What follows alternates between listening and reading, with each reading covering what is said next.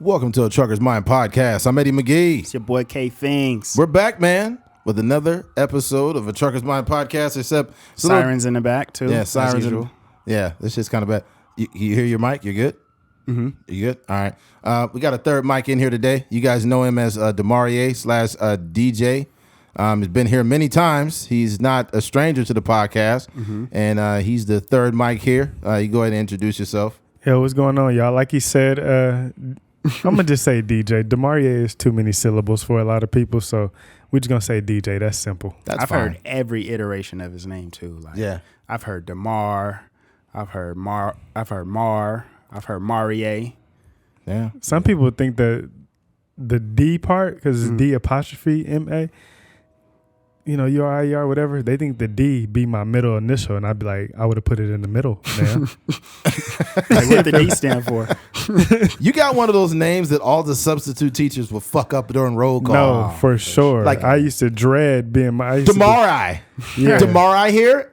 My last name Johnson, so as soon as they hit Jackson, I'd be nervous. Demarie. Demarie, are you here? Demore. They mess up mainly black and brown kids usually be having names that are a little more difficult to read. Easy to us, but it'd be like a 35-year-old white dude. It'd be like Demarie, DeQuellen Jackson. It's DeQuellen, bruh. It's DeQuellen. The ones I respect is the ones that don't even try. They just last name Johnson. They're my favorite. I'd be like, thank you, ma'am. Because I know you got some crazy Navy / Army. You know how they send the letter to your crib, but they spell it wrong all the time. Yeah. So I know you used to get some crazy ones. Yeah, that's why I know I'm not gonna get drafted. Yeah. I said that is not me, y'all call. Yeah, he don't live here. Is Watermelonisha here? Watermelonisha? Yeah, It's Walisha, bitch. I seen my brother's name is Desmond Early. The craziest one I seen, he got in the mail from like the Army. It said Demon Swirly on there. Oh wait, Desmond Early is his full name? Yeah. Yeah. Okay. Like said Demon Swirly. They used to fuck with Desmond because his last name was Early, but he showed up to practice late. I know. I was gonna say I was literally about to ask what happened when Desmond get there late. Like, God damn it, Early, get to practice on time. What are you doing, man? That's how it was when I dropped a pass. God dang it, Fingers. It's in your last name. Well, Coach, my last name Fingers, not Hands. I ain't got no. I need the palms to make a whole hand. I ain't got no. Like, God damn it, I almost called you the N-word. Keith, you gotta catch the fucking ball. All coaches is slightly racist. Yeah, they'd be like, I was about one more drop pass. You call the N-word. Yeah, non-racist white dudes' voices don't get that loud. What do you mean? Like, coaches yell at a level that you can tell they're capable of yelling a slur. Yeah. That's funny. Definitely Coach Shooty. I was like, shout out to Coach Shooty or Coach Gull. I'm like, an N-word done slipped out of their mouth one time. Yeah. God damn it, just catch the ball. I'm just getting tired of this nigger ball. You got to get the ball down the field, guys. You're like, what did Coach just say? He might say it more comfortable than that. He might just be like, my nigga. Like, come on, my nigga. Yeah, these guys, Coach Shooty and them never said the N-word. We want to make that clear. They don't want this shit getting back. Huh? They never said the N-word. I've never heard it. Yeah. No. Yeah. All right, let's get into it, man. First off, rest in peace, Takeoff from the Migos. Yeah. Very unfortunate news. Another rapper slain in a senseless killing. Here's what I have to say overall, and I don't want to sound insensitive to the situation, but what I will say is a lot of rappers are dying, and it's just become too commonplace. And I think ultimately a lot of these guys, they got to move smarter. They got to. And Nipsey, definitely one of my favorite rappers. Unfortunately, I felt like he wasn't moving as smart as he should have been. Only because even though he was doing some great things, when you're that successful, it's kind of dangerous to put yourself in a situation where you're in an underserved community and you're trying to help them, but they could come out and touch you, literally. That's not always a good thing because some of these people can be jealous.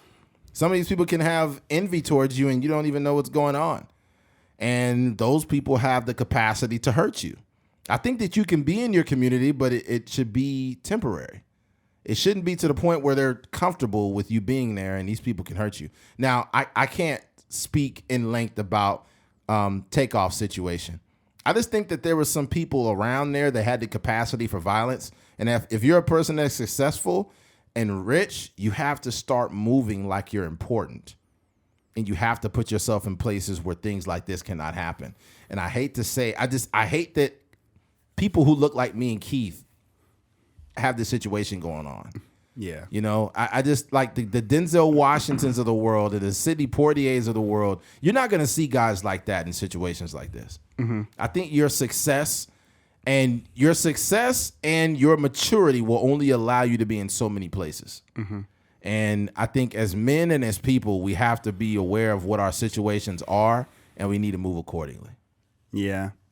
Definitely, you know, starting off with rest in peace to him. It's I think it's unfortunate because, you know, because of, you know, what I would deem like, I think first I want to put the onus on the person that did the actual shooting, not to like absolve him from, or that person or those people from any wrongdoing, because he still would have been alive if two people weren't shooting at each other. Exactly. But I think, you know, with that being said, I think because we can't control the world or we can't control environments, a lot of times we got to move in a way where we do have a little more understanding of the possibilities of what could happen. Right. And like you said, it's hard because like niggas like to be in like nigga situations. Like, right. They like to be like, that's the distinction. You said niggas, not black people. Yeah. Niggas like to be in a club. They like to be hanging out. They like to be in like large groups of people that have a propensity to hurt other people. Right. And I just think like when you gain a certain level of wealth, when you start touching like real money, $1 million and all that, you just got to move in a way where I don't even think it's about security. Like people are always saying like, oh, they need security. But I just think it's about like your location. Like, I just think you need to be, you know, you do definitely need security because, you know, you're going to end up in like award shows and in different situations, maybe like, you know, signing autographs at different stores and stuff like that's like where security is necessary. But I think security is not in that situation. Like that's what people are saying. Like, man, he probably should have security with him. Like, why is he moving around security? These niggas are shooting each other. Like, what is security guard gonna do when it's bullets flying back and forth? Yeah, but here's the difference, though. I think that a lot of these guys, the security they hire, are not like the security you would think. Like with me, the type of security I would have are guys that are there to do a job. They're there to protect me. It would be more of people who are comparable to like Secret Service. You know, a bunch of big guys, you know, that wear shades, that may have an AR-15 or something. Those type of guys. The issue with a lot of these rappers is they hire niggas for security. So they got guys from their neighborhood that have the capacity for violence. That sometimes those guys like to squash people. They like to push them in line, or, oh, I bet you won't do this. And it's like, bro, it's the same conversation Chris Rock had. The difference between, and everybody's racial groups, backgrounds have this problem. The niggas versus black people situation. What did Chris Rock say? Fee, 5, 4 figure, I hate a nigga. And it's like, yo, when there's enough of people like that, then there's a possibility of anything happening. If you had real security, you wouldn't even move in those places. You wouldn't even be there. No, because it's a security risk. Yeah. I don't know, man. It's fucked up. We see it too often. Too many rappers getting shot. Yeah, it seems like every month. Yeah, XXX Tentacion. He got shot. Rock. PNB Rock. He got robbed, and it's like, dude, this is happening far too often. And I hate to say this, and I don't want to sound insensitive to anybody who has died, but a lot of the reason why it's also happening because as an adult and as a man, you have to understand that your maturity and your position in life will only allow you to be in so many places. And when you P&B Rock, you can't just show up at a chicken place that's in a fucked up neighborhood. Mm-hmm. And I just don't want to sound insensitive, but it's the truth. Mm-hmm. Like, I'm 37. I don't go to clubs in Bakersfield. I don't go to Club Bricks because people there have the capacity for violence. And when you're around a bunch of inebriated strangers, think about this. When you go to a club, you're literally going to a place full of inebriated strangers. Is that the smartest place to put yourself in? And it's my cousin from the east side. He was like, yo, I'll be at Club Bricks, pull up. Like, I'll be at Club Bricks every Friday. You know, I'm not going on Friday. Club Bricks. Yeah, I'm not going there. Mr. Gangbanger, I'm not going there, sir. I will say, because Keith mentioned them shooting at each other. They weren't actually shooting at each other when Takeoff got shot. I just saw like a whole video of like, it's actually on camera, like what was happening. Mm-hmm. So really, we heard that Quavo was into it with some guys, whatever, over the dice game. Right. At this point, they were arguing about like basketball, but it was still gamble related. Yeah. But Quavo actually said, man, let's go because I don't want to end up hurting nobody. Hurt nobody, yeah. And so they're actually walking away. The person that shot Takeoff is actually behind all of them as they're walking away, and he comes up behind Takeoff and shoots Takeoff directly. So it wasn't like a shootout was happening, or it was like a stray bullet like they were first saying from their own entourage. Somebody tried to kill him. It was a dude in a yellow shirt. Yeah, and then he ducked off Yellow behind hoodie. the whole thing, and then somebody did start shooting back from their entourage, but the only ones who had, well, initially only had guns were their quote unquote security, but it's like Eddie was saying, this hood security Thank you. that dudes want to hire. Thank you. That you think is going to keep you safe, when the truth is somebody is hired security. Nobody's looking to kill because they don't know them. Mm-hmm. You hire security. You go out here and you hire these dudes that's from these hoods and these neighborhoods. Somebody's looking to kill them because they've been doing dirt. They known as a dangerous dude. Like, so why would you go and put yourself in the same car as a target? Mm-hmm. You already like behind the 8-ball. Yeah. But, yeah. I just find a very common theme is a lot of these rappers that don't have great messages. And I hate to say this, but you have to call a spade a spade. At some point, we need to understand that a lot of this music is influencing a culture of people. And I'm not saying it's influencing black people. It's influencing a part of our culture, because there's a lot of people in our culture who make a lot of money, who own lots of businesses and real estates and, you know, LLCs and S Corps and all this stuff, right? But then there's the other sector of people in the culture that, you know, are influenced by this negative message, you know, and they go out into the world and, you know, they out in the club sipping lean and doing Percocets and all of this shit. And I think that this shit's got to, it's appropriated toxic behavior within the culture, and it needs to be eradicated. Like, and it's people that I like as artists, but they don't influence me. Like, no disrespect to YG. Terrible message in his music. A lot of Snoop Dogg's music, terrible messages in the music. Pimp C, terrible messages in his music. Young Dolph, terrible messages in his music. A lot of artists I like, I just have to be objectively honest about it. It's fucked up, but it's just true. Nipsey was changing his message. If you listen to his messages in his music, he was talking about vertical integration and, life insurance policies and things of that nature in his music. So he had updated his programming, and he also mentioned that he's like, I don't want to do no more destruction to my community. You heard him talking about that? So I think that when a person is cognizant of their position in the culture and they make that change, I think that's awesome. But when you exist in a culture and you talk about violence and shit all the time, don't try to act like you. It's kind of what Meek Mill did. You know how Meek Mill got out and, he was doing the social justice stuff, and then he arguing with 6ix9ine about to fight him.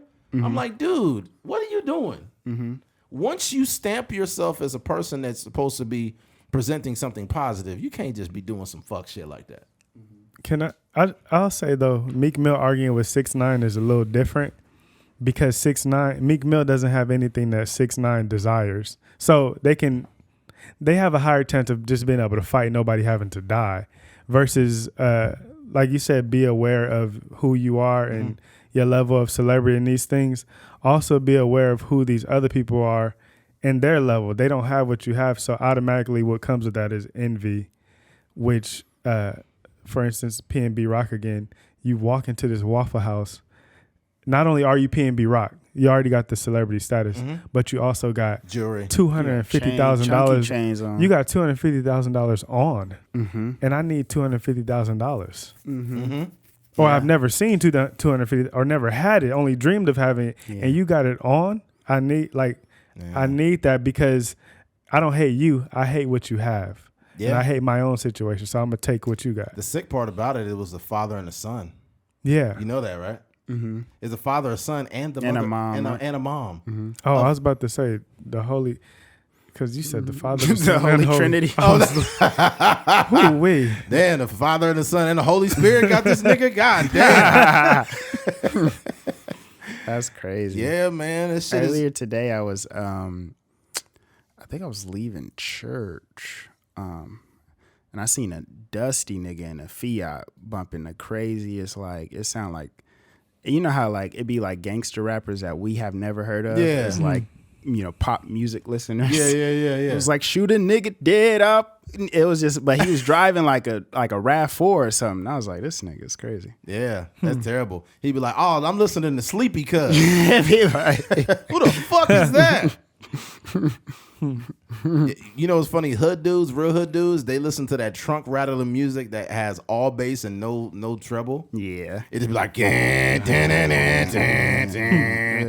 Tech 9? Humans, angels, and civilians. Yeah. Yeah, it's just destruction, man. You got to update the messaging. You got to update the messaging. You can't talk about shit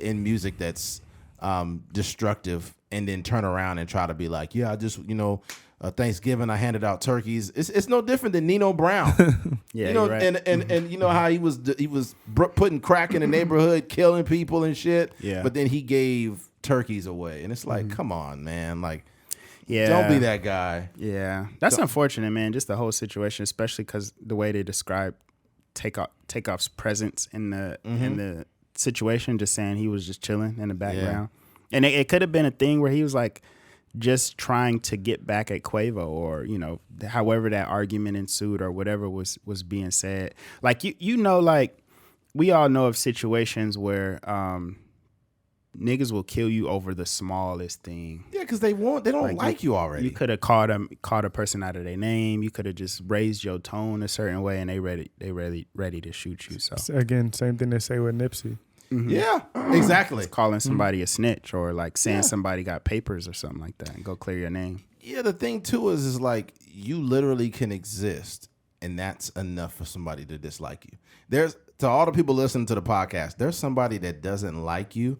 You've never done anything wrong to them. You've never had an argument. You've never disrespected them. They just seen you from afar and decided that your life is better than theirs, and that was enough. That was an incentive enough for them not to like you. And it doesn't always mean your clothes, your money, you could just have pretty hair, pretty eye. You look like the person that guy's girlfriend would like, or that girl's boyfriend would like. Exactly. That's another one. Yeah, just anything like that. What I guess my question, with all that being said, is like, how do we move, or what does it look like for us, like moving differently in Bakersfield? Like, what do you guys imagine you moving, like if you want to go out and get some clothes, or you want to go out and get some food or something that we own at that level of Amigos? It's very, for me, I feel like it's very simple. First of all, I've thought about this, which is kind of funny.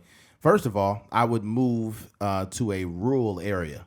I wouldn't live around neighbors. If I'm making $75 million, $80, $150 million, I could still live in Bakersfield. But I'm going to live in a rural area on land that's gated and fenced, right? And that's one thing. Two, if I'm going to go out and move, I'm going to be moving very strategically. One, I'll have security, and I'll be going, let's say I'm going to Winco or some store, I'll be going late. I'm not going to go during peak hours where everybody's there. I won't say bothering me, but you got to realize that the more volume of people that you're around, and when you're that successful, there's an opportunity for something bad to happen. Especially if you got people who have said, "Oh, he's hateful," or "I hate Eddie because of this." You got to pay attention to the energy you're getting. You got some people that love you. You got some people that hate you, and you got to pay the people that hate you. You still have to pay some form of attention to them, because those are the ones that can be dangerous. I think that any popular or famous person that has been shot, and the person that shot them, it was always the same thing. You know that chick that shot Selena is no different than jealous fan. It's no no, she's not a fan. She was like involved with the family somehow. I can't remember. No, she was the president of the fan club. Oh, she was, huh? Okay, so she's no different than the nigga that shot Nipsey. They're the same person. You know what I'm saying? And it just comes down to all the love and admiration that Selena was getting, and Selena had a big booty. That made it worse. So now, What's up with this? What did I got to do? it's got a lot to do with it, man. If she was born just a few years later, It was like, yo, she was part of the BBL era. She would still be living. Bro, Selena was the first like Mexican girl that got me to really like Mexican women. She was the one. She was the one, bro. She the one that sparked it. That was like 94, 95. She had that bitty bitty bum bum. Man, it wasn't nothing itty bitty about that. But look, you imagine, I know it's funny, it sounds like a joke, but imagine a person you already don't like them and they got the nicest ass you ever seen. That just makes it worse. Yeah. Because now you have the aesthetic of a person you don't like. You have the visual and the personality. She seemed like a very bubbly, kind person. That movie is very eerie. Like on the surface, it's like, you know, her becoming famous, and then you start to introduce like the girl that kills her, and it's just kind of like, damn, it's fucked up. They showed tragic story. They showed her last interview ever before she got shot, and it's just sad because she was so happy. She's like, oh no, he's like, I'm so thankful that you took this time to have an interview. She's like, no problem. It's always good meeting you. This and that. She was just really kind, and it's like, yo, who would shoot somebody like that? Yeah, so fucked up, man. Yeah. Damn, that's crazy. Yeah, dude. It's bad. I just think to finish answering that question, you have to move with intention. I think that what I do now is people say, you ever had somebody tell you, DJ, like, man, be safe out there, man, it's getting bad. And then you think to yourself, like, I don't see it because I don't deal with that. I'm not where it's bad. Yeah, I'm not where it's Literally bad. don't go there. Yeah, I'd be at church. Can't relate. Yeah, it's just not. It's I don't live in that world that you guys live in. And I'll see somebody, and no disrespect, but I'll see somebody that's younger, and they'll be like R.I.P. little Chris or whatever. They'll be like his gangster name, Little Chris Cuddy Cuz or whatever. And they be like, Little Chris Cuddy Cuz was a good dude, man. You find out Little Chris Cuddy Cuz was shooting at people. Yeah. Niggas would be really out here with bodies. Yeah, you put that energy out, it's gonna come back. and it doesn't mean that you shouldn't have empathy, but at the same time, you didn't have empathy for the niggas you was shooting at. Yeah. And that was going to be the answer I was going to give. Actually, outside of Selena, for the most part, you get the energy that you're putting out. So it's the reason why, again, these are rappers we hear about keep getting shot. Yes. They're putting out a certain energy. Yes. That makes people either envy you because you are rapping about the things that you possess that somebody else don't. And so you may be talking about how somebody else don't have them that you know personally. Right. But it's also somebody who you don't know personally that's sitting there listening and saying, well, dang, he sound like he talking to me. So there's that you're putting out. And then just pay attention to who's not getting shot. Because these are all black men, but they are very specific. These are rappers. You haven't heard about no R&B singers getting shot. R&B singers don't get bullets thrown, they get panties thrown. And it's because of the energy they're putting out. What they're singing about brings that energy. Yes. And some of them really be like real gangsters. Yeah, but they don't sing. They singing to the girls to where them dudes that would shoot them don't even want to be at their concerts. They like, man, I ain't going to that concert. Man, that's for the females. Da da da da. Because like Jagged Edge seemed like they kind of like street dudes. Yeah, but ain't nobody. When you say I'm the toughest dude in the world, it's another tough dude that want to try that. Or that want to say, like, man, he might be the toughest in the world, but I get rid of him, I'll be the toughest dude in the world. It's some dudes that are, the R&B guys that, will sing those bubbly songs, but they probably really kill you. No, they really meet me at the altar. Nigga, I'll kill you. They say, like, Life Jennings like that, all that. Yeah, but imagine, like, it's a dude out there that hears you, talking all that tough talk and will shoot you and then go to jail and still be proud. Yeah, like I killed such and such though. Like that's all I need. Even if y'all kill me after that, I got him when nobody else could. Because it's somebody from another hood that don't care about that. Yeah. It's some Hoover that could care less if Nipsey Hussle died. I Yeah. mean, but Tragically. in the case of Nipsey though, it was somebody from his own hood that got him. Yeah. Exactly. And like we were saying earlier, those people will hate on you most because they remember when me and you were the same. And I'm still in the same spot from when we were the same. And you didn't just, I feel like you left me. I feel like you owed me something. You ascended so much. You ascended so high that I'm down here and you up here. And the thing about it is you may not be viewing me as down here. You may still be showing me respect. Yeah. But because I'm not comfortable with me as a man, I have to project my insecurities on you. Yeah. So I'm going to shoot you because I feel like that's something I need to do because I can't stand another moment of you being here. Yeah. Like, I'm trying to give you guys a visual of what jealous people are. And imagine being a person who your excuse has always been your location. And then that one dude from your location take off. Now what can you say? Now what can you say? Yeah, and it's not just him that took off. It's Cobby. It's Jay Stone. It's Bino Radeau. It's all these dudes that's from this area, And you left behind. and you just didn't. And you left behind because you didn't want to work. If you know Nipsey on a personal level and you work, I'm sure that in some facet, in some way, he could have made you an asset. Yeah.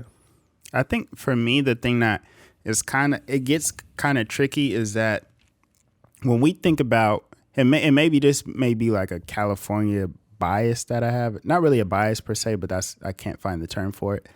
But when I think about like a gangster rapper, it looks like Nipsey, it looks like Snoop Dogg. You know what I mean? We know they have real gang affiliations, Long Beach, Crenshaw, and all these different things. But some of these guys out of town, like when I see the Migos, like when they popped on the scene, it was like Bad and Bougie, right? That was like they had other songs and stuff like that, but Bad and Bougie was like their first. Hannah Montana First really hit. popped them off too. Yeah, that was more like underground. But I'm talking Bad and Bougie was the number one song Yes, in the it country. was. Yes. That's what I know them as. So to me, as a person sitting in Bakersfield, California, this just is a rap group.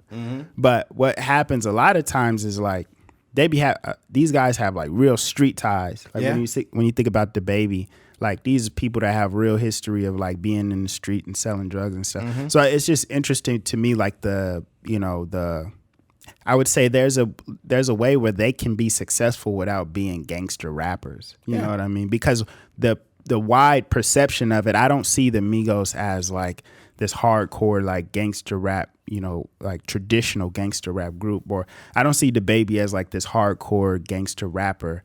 They just, like Suge was, the Baby's hit song, and that doesn't seem to me like he talking about, killing people, murdering people in the whole song. It's just kind of like a fun song. So yeah, I don't know. Yeah, the Baby it just sounds like he was making a bunch of the same music. That's what I hear a lot. Yeah, it was just like he was looping the same shit. It's like Suge, Volume 28. Yeah. Yeah. I think what happens, like, and I'm not talking about anybody specifically. It's like when you think about talking to guys like Tyron, right? Tyron would be like, "Yo, I was playing with this player, I was playing with that player. They can't really go left. So when we was in practice, like I was shutting that down and like I was killing them in practice or whatever." I think that happens on like different, like, and also like in entertainment, maybe like even in comedy or like in rap per se, like, you realize like, oh, this person only got like one flow that they can do. They only got one pocket. They only got one type of song that they can do.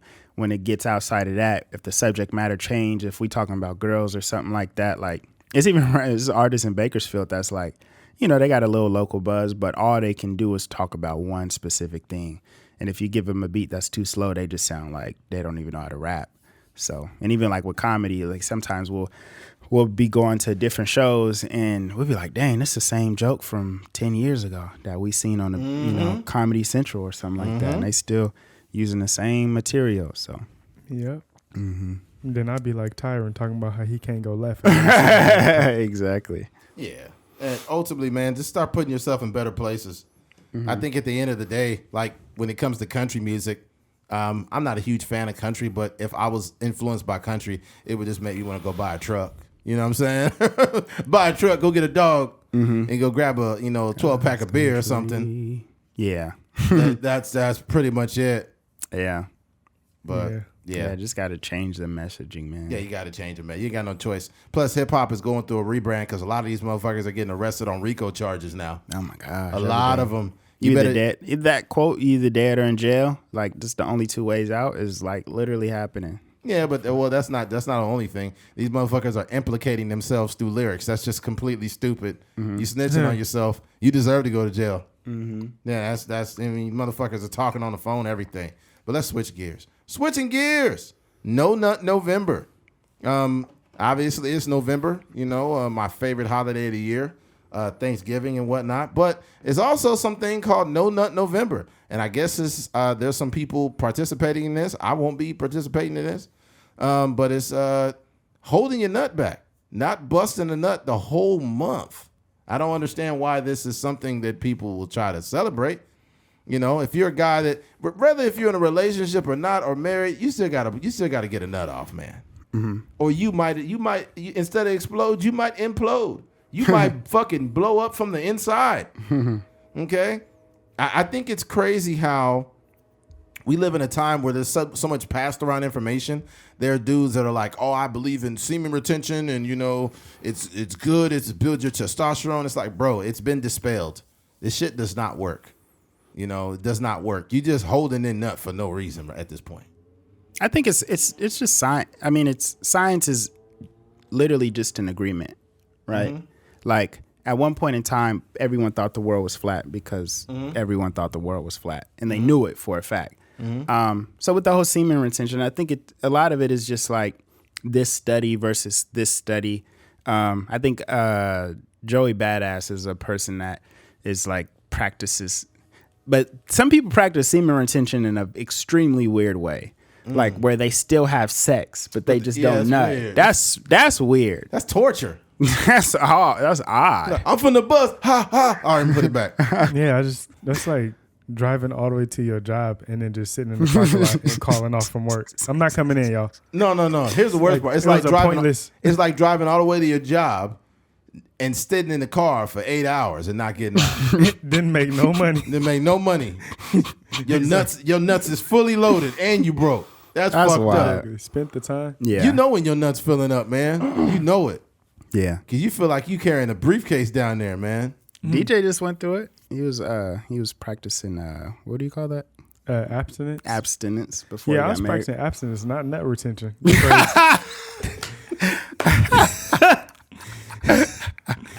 I'm sorry. I'm sorry. Go ahead. Y'all was talking. Abstinence. How long did that last? From like May all the way till I got married. So no way. Yeah, from May to October. And it was it was more of like a spiritual thing where you know, we had been going to church and all these things, and you really did that, man? Yes. And we wanted to try to live correctly, but it had been a struggle for, you know, a while. You say like, man, shouldn't be having sex. Specifically my wife now, but she was more into that, and I was more like, I know we shouldn't, but my mind's telling me. Yeah. So it was my balls telling me no. Yeah. I was being disobedient. You feel me? So yeah, so then I got a call from our pastor one day, and I was like, that was literally God on the phone talking to me. This is like right after I had proposed and stuff. And so then we just agreed to not. And yeah, I'm not going to get into, it's a totally different topic, but there are like benefits to coming to an agreement. It actually makes you, when you know that that's not on the table, you don't even think about it the same. Well, that's an agreement between you and your wife. Yeah. Okay. Well, that's a little, I guess that's a little different. That's something that you guys had agreed on, and it was led up to the marriage. That's different. But there was no nut retention. I'm just saying you need to bust one. You shouldn't just be purposely bust it somewhere. Somebody's gonna get this nut. I don't know. Somebody's getting it. If ain't nobody getting it, it'll end up on a rag somewhere. I don't know. Yeah, it's gonna end up somewhere. The sock gonna get this nut. The sock gonna get loaded up. Oh that's man, hilarious. Yo, that's wild. Imagine you got like a podcast. Somebody gonna get this sock, yo. Somebody getting this sock. That's funny. Yeah, I think I never tried. I don't think I'm not gonna put like a negative spin on it, but I never tried it. I think I would want to try it for like the discipline of it. Just like I don't know. I just like to challenge myself in ways where, that I just like practice just the discipline of it. I think in most cases, it's almost impossible. If you're in a relationship or you're married, that would be hard to do for most people. Because I'm gonna keep it real. Even if you got the discipline, most women need some dick. Yeah. They will lose it. Some women get very angry when they ain't getting no dick. Mm-hmm. They'll be having mood swings, doing backflips, karate kicks, and everything. Mm-hmm. And then you give them some dick, and then all of a sudden the whole demeanor change. You be like, that's all you needed. Yeah. And men, I feel like will become very frustrated with nut retention too. I feel like no guy actually wants to do. Like, I just spoke about all the spiritual stuff, but if my wife was like, you want to do nut retention or are you trying to fast for 30 days? I'd be like, I don't be that hungry anyway.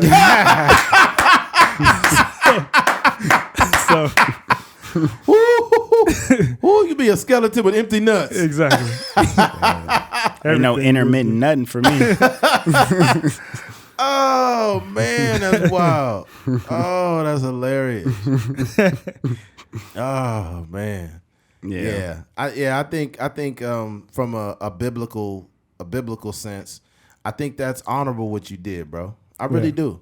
I wouldn't do it, but I agree with what you did. A lot of people wouldn't. I had a lot of friends like Keith was there at some of the like our dance rehearsals when I would mention that, they was pressing me like, no way, you lying. You not watching porn or nothing? I'm like, no, bro. Mm-hmm. Like, that's honorable, man. Yeah. That's honorable. Yeah. I know that the consummation was wild. You know what I'm saying? They're just like riding a bike. Yeah, they're just like riding a bike. Yeah, man. That's hilarious. Yeah. No, yeah. Yeah. Not to get personal on that, but Jesus Christ, you're talking about months. Mm-hmm. You said what, from how many months? 5? From May to October. Whew. Dang, that's crazy. Yeah. Shit, that's 5 months. But again, it's once it's off the table, it's almost easier. Like your mind don't actually, because it's not a possibility, so you already removed it from you. It's like like fasting. Like they say, like the hardest days of the fast are like maybe like day 2 and 3, but after you then hit past that about 7 to 10 days and all that, mm-hmm. you don't even think about it no more. I got more respect for people who fast now than back in the biblical days. Yeah, I'll tell you why. I have more respect for people now that do it. Because, nigga, every 5 minutes you driving by Jack in the Box, McDonald's, motherfucking everything. Yeah. Back in the day, they was just walking in sandals on a horse, and it wasn't no food out like that. Yeah. You know what I'm saying? But it was more rigorous then, though. And Jesus was fasting like 40 days and 40 nights. And you are constantly moving and walking, like exercising, burning. You burning calories. Yeah, but if Jesus had a microwave, we might be talking about something different. Yeah. I would say now it's more, you just pass by more food. But back then, I think the circumstances just way more rigorous. You ain't got no AC. You probably got to go fetch a pail of water out the well. Back on the nut retention, I think what Eddie is saying is Jesus was going crazy for 30 years with the nut retention. Damn. But the temptation was different. Like, so like the same way with nut retention, why that might be hard because you're on the internet with all this temptation. He's saying with the fasting, you passing by, like you say, in and out and Chick-fil-A next door to each other. What type of setup is that? I'm supposed to pass both of them? You know what? Hey, you know what, dog? To be real, man, that's a good point you made about all the temptation. It's just, you go on the internet, it's almost like low-key porn. I'm talking about Instagram, TikTok. All of it's it. Bad. I don't follow any of those pages. And I don't follow any chick that I think she like might look good. I don't follow them. Yeah. You have to be doing something of importance for me to follow you. Whoever you are. Because at one time I was following all kinds of just Instagram thoughts and just a bunch of bullshit. Yeah. And I think that's also inappropriate if you are in a relationship or married. Yeah. Like you really shouldn't be liking some chick from New York with a big booty just because she got a big booty and she twerks. Yeah. You got to get that shit off that's a lot of men need to work on that. A lot of men. Discipline in social medias. Yeah, you need to discipline your social media, man, and stop having some, like, I hate to call them hoes, but it's hoes exist, okay? You got a bunch of Instagram thoughts on there. You need to get them off of your fucking thing, especially if you got a good woman or a good relationship. Because what if your girl was out there looking at pages of men with, and it called Dick Prints Daily? You know, she's looking at dick prints all day long. You wouldn't like that. You wouldn't like the dick prints, would you? Yeah, that'd be wild. That'd be wild. So, man, don't do that shit. That's a great man. way to move. Like, you got to think, if you caught your girl doing whatever, like, how would you feel about it? Right. Yeah. You can't feel nothing if you doing it. Like, that's the part about being a man too. You got to lead by example. If the women are the fucking masters of giving you the energy you give them. They are the fucking masters of that. So if you look at the ass, they're like, I might as well follow this big dick dude on my page. Yeah. You know, she looking at Big Dick David. You know what I'm saying? Yeah. And it's like, I mean, like, I guess my wife's looking at dicks now. What can I say? Yeah. I don't even know what that conversation would look like. They'd be like, baby, are you looking at Big Dick David? They'd be like, he's just a friend. I just got him on here. I just followed him. You want me to unfollow him? Look, I unfollowed him. And then when you walk off, she follow him back. Nah, I do checkups. If you unfollow, I'm clicking on the page every like 2 weeks just to see. Let me see she's following back. Bro, I'm going to tell you the number one thing, and this may sound kind of corny to people, I think that you need to have an idea of what kind of social media presence the woman has when you like want to take her serious. Yeah. You need to pay attention. Click on the following tab and just scroll down. Just scroll down a little bit. And it's not to judge her, because you never get a full idea of who a person is through social media, but you get an idea of what they're interested in. Yeah. And then you click on certain pages like, God damn, this is terrible. You don't have to agree with everything I agree with.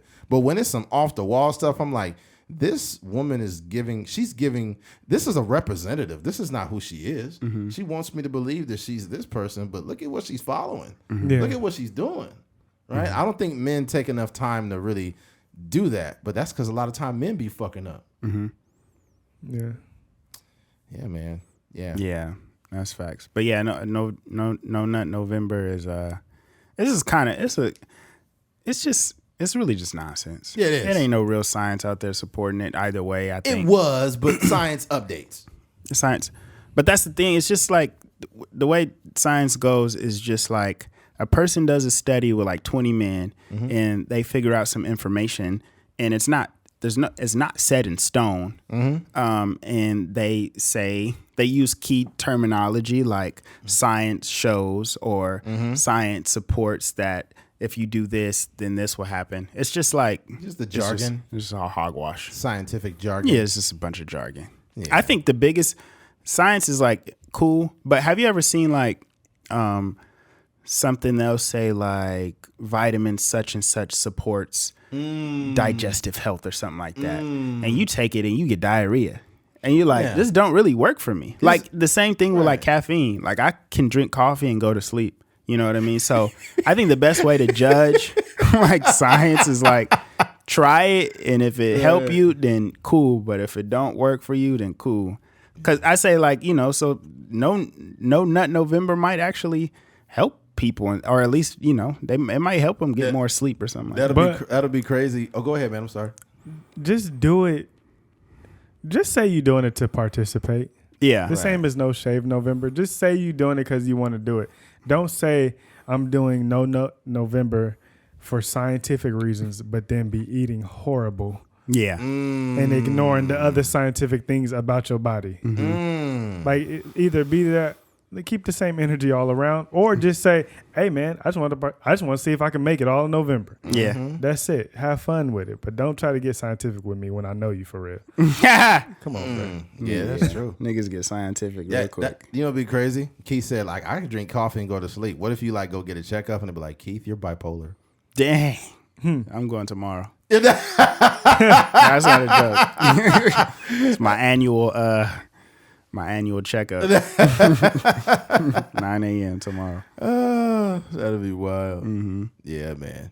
Yeah. Well, good luck to those holding in that nut. All right. I hope you don't fall down or crash or hyperventilate. All right. Switching gears. Damn, you put your phone on silent, dude. Jesus Christ. Should be on silent. That phone sound like a sex toy the way it went off. That shit say, Yeah, and extras on it. All right, switching gears. Toxic, outdated sayings. You know how they have these sayings or idioms, I guess you could say. Some of these are just outdated or they're just simply not true. One of them being the customer is always right. Mm-hmm. That's just not true. Mm-hmm. I feel like these statements were created by companies to basically bury their own workers. Like you put your workers in a position where they can't even properly help the customer because this motherfucker thinks they're always right. Mm-hmm. They're like, I know that if I spend $50, I can get a new TV by law. You'd be like, what? No, nigga, that's a $1,500 TV. What are you talking about? No, I want to speak to the manager now. And it's like, the customer's always right. You'd be like, no, that's not right. You need a therapist, motherfucker. You know, when I was working at Sears back in the day, I was like 21 years old, and there was grown adults coming up in there crying and screaming and shouting because their order wasn't ready or whatever. And it's like, dude, these people are not right. They're fucking assholes. And anybody listening to this podcast that has ever done customer service in their life or has worked with people in their life, you would agree. People are fucking idiots.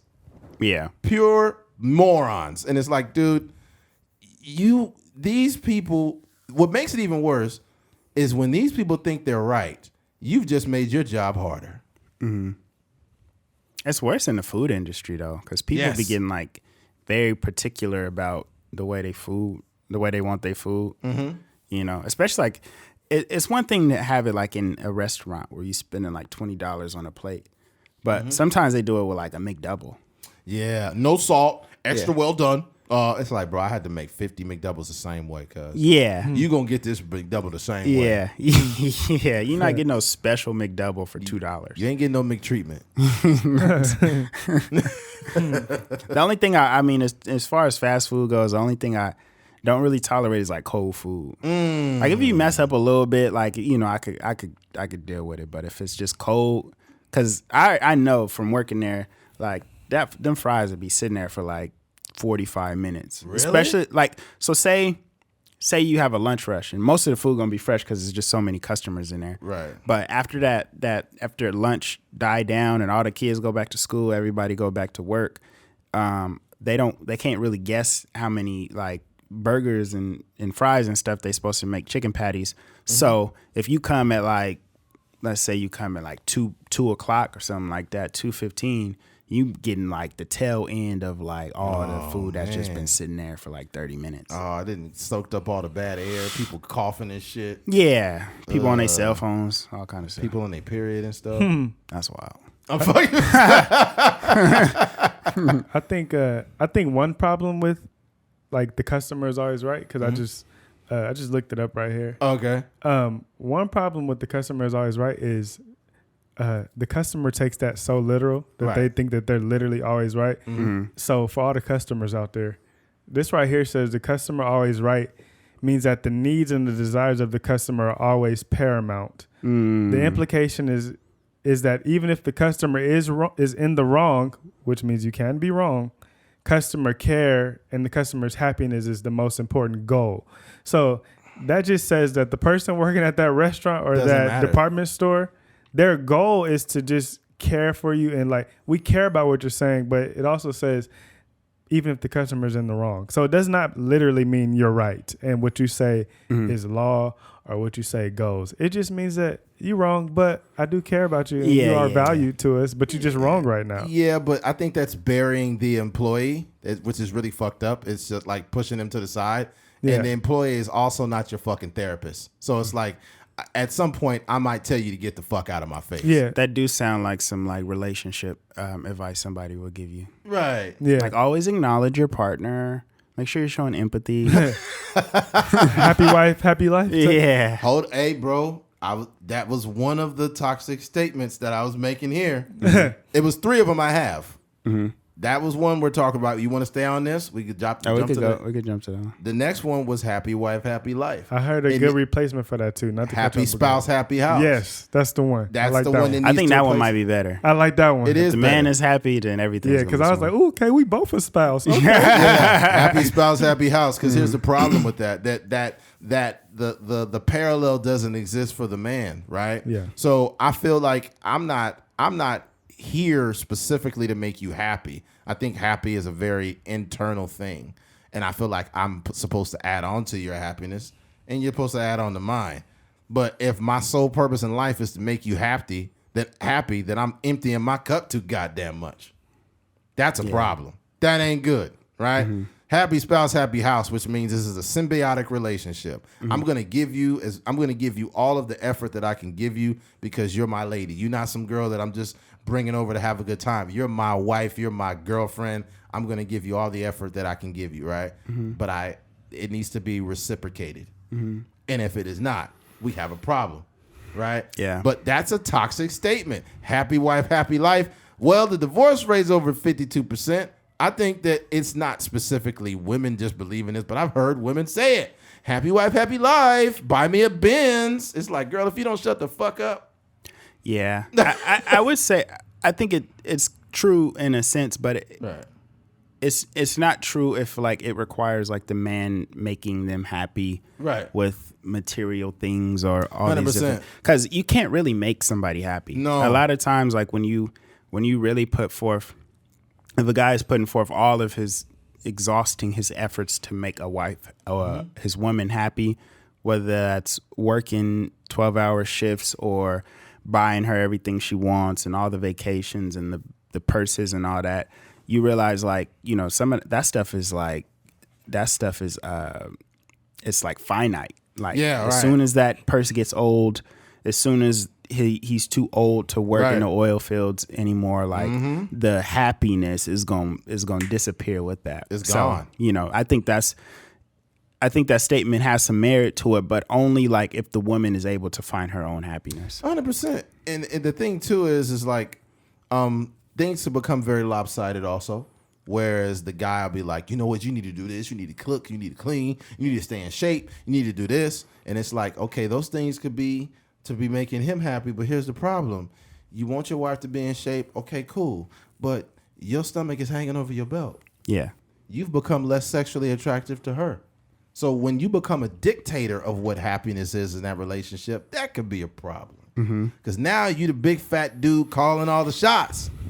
You know what I'm saying? So you gotta be careful with that, man. You gotta be careful. I think that it takes a certain amount of self-awareness to be like, yo, am I being too much of a dictator? How much effort am I giving my girlfriend or wife? How much is she giving me? If I have to keep if I'm the one making all the reservations all the time, this is going to just piss me the fuck off.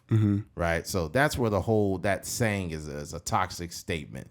That's one of them. That's one of it's three. Most of those things you guys just named, though, as far as what people think make them happy, are surface level things. 100%. So if we think that happiness comes from within, it's not anything surface level that is going to make you be happy. It's like happiness is a choice. So if a person don't want to be happy, they're not going to be. So when Keith mentioned, I go to work 12 hours a day and I could give you all these things in the world because I'm making all this money, you can still choose to not be happy by simply saying, okay, you give me all these things, but you don't spend no time with me. Well, if I start spending time with you, I can't give you all these things. It's going to move the goalposts. So you have to make a conscious decision that I'm going to be happy. And then you said something that was important too. You said, basically, I'm just pouring into you. I shouldn't have to give you all your happiness because that means that you're starting with zero happiness to give me in return to begin with. So now my cup is being emptied and it's not being refilled.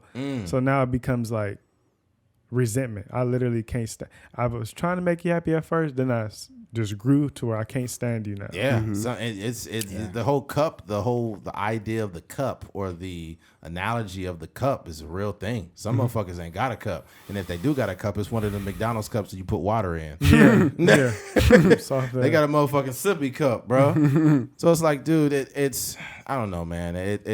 is something we got to work on as a collaborative. And also, happiness, it's subjective, but it's also not this permanent state. Happiness is a moment. It's not like a permanent state of, because we have highs and lows. You know what I mean? So I can't make you happy. You know what I mean? I could make you feel happy in a moment, you know, when I come off of work and maybe I rub your feet and you feel good and you take a nap and then you wake up and then now you're mad at something else. So, I mean. But that's why it's a relationship is a mutual thing. It's two-sided, like you say, because when you are in those moments where you're not happy, maybe you only got 20% of your happiness left, I should be able to pick up that 80%.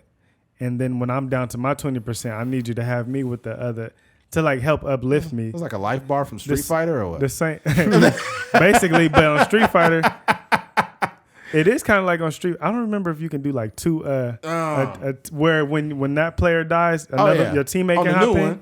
Oh, the little tag team. Yeah, it's Marvel versus Capcom. It's just like that, because if you by yourself and you lose all that, you lose the game. But you got somebody behind you, they can hop in for you to refuel what you're missing. That could work with finances, happiness. Yeah, nigga be one Hadouken away from dying. Then your partner hop in. One Hadouken. That's all it took. Extra fresh. I got you.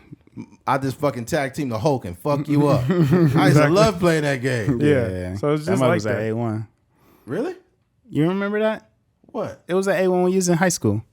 What? The Marvel versus Capcom. At A1 Market? Mm-hmm. I don't remember that, dude. You don't remember that? No. Yeah, they used to have a game in there. In the corner. Like right when you walk in, it was to like, I think it was to the right or to the left. I forget exactly. Oh, they did. That was for a short period of time. I remember that. You remember it? Yes. I used to live on Orange Street right there. Yeah. And we could walk to A1. Yeah. Oh, wow. Yeah. Somebody was in there. That's when I had food stamps. I still. Yeah, I still got them, but still go to A1. Oh, I don't think people are old enough to remember when food stamps came in a booklet. This nigga's crazy. Yo, back in the day, the ice cream man used to take food stamps. Really? Yeah, the paper Dang. food stamps. The only requirement to accept food stamps is you got to be Middle Eastern. What do you mean? Oh. Whoa. Hey, man. This podcast does not reflect I was going to say, Keith's finger statement about brown people. You about to move to that place with I'm about to release it's gonna be all the K's. Y'all gonna be the KKK. All the K's. K Things, Kyrie, and Kanye. Y'all just KKK. That's cute. It's like I used to listen to a Trucker's Mind podcast until they said anti-brown statements. And Keith refused to apologize. Yeah. Hey, it's some wild stuff going on in Iran. Really? I don't know too much details, but they're doing like these marches in like LA and stuff. Oh shit. Yeah, I guess it's like some internal like civil war going on. There's a lot of really heavy stuff that goes on. I know that there are a lot of there's a good amount of Armenian people out there in the LA area, and there was something going on. I believe it was I think it was in Turkey. I can't remember. So don't like a genocide. Yeah, something like that was going on, and they was like really going through it, and a lot of people didn't know what was going on. You know what I mean? But there's people always going through something, man. For sure, there's always something going on, and it was crazy too.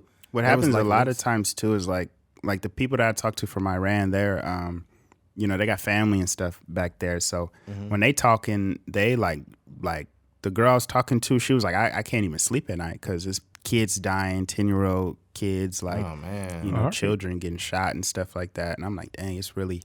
And what happens too is like, you know how that survivor's remorse a little bit. Yeah. Like, it's people out here living the American dream, quote unquote. And it's, they got their family back home. All that stuff be going on. I told y'all.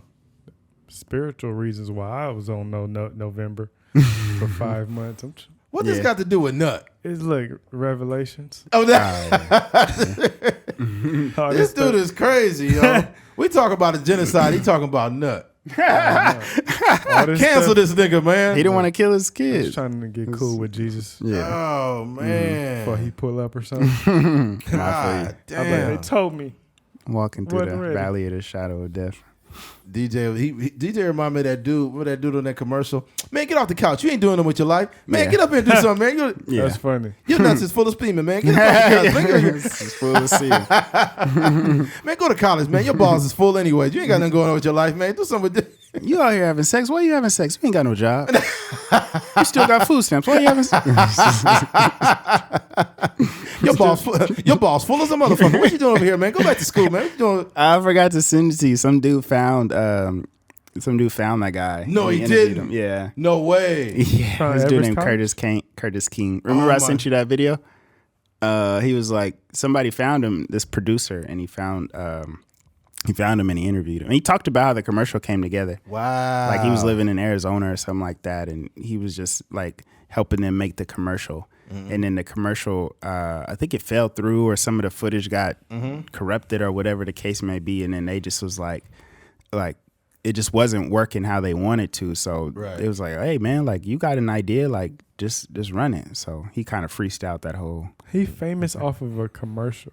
Mm-hmm. Like he's and like getting interviewed and like people wanting to find him. Like where does that dude at? Like, it's a definition of 15 seconds of fame.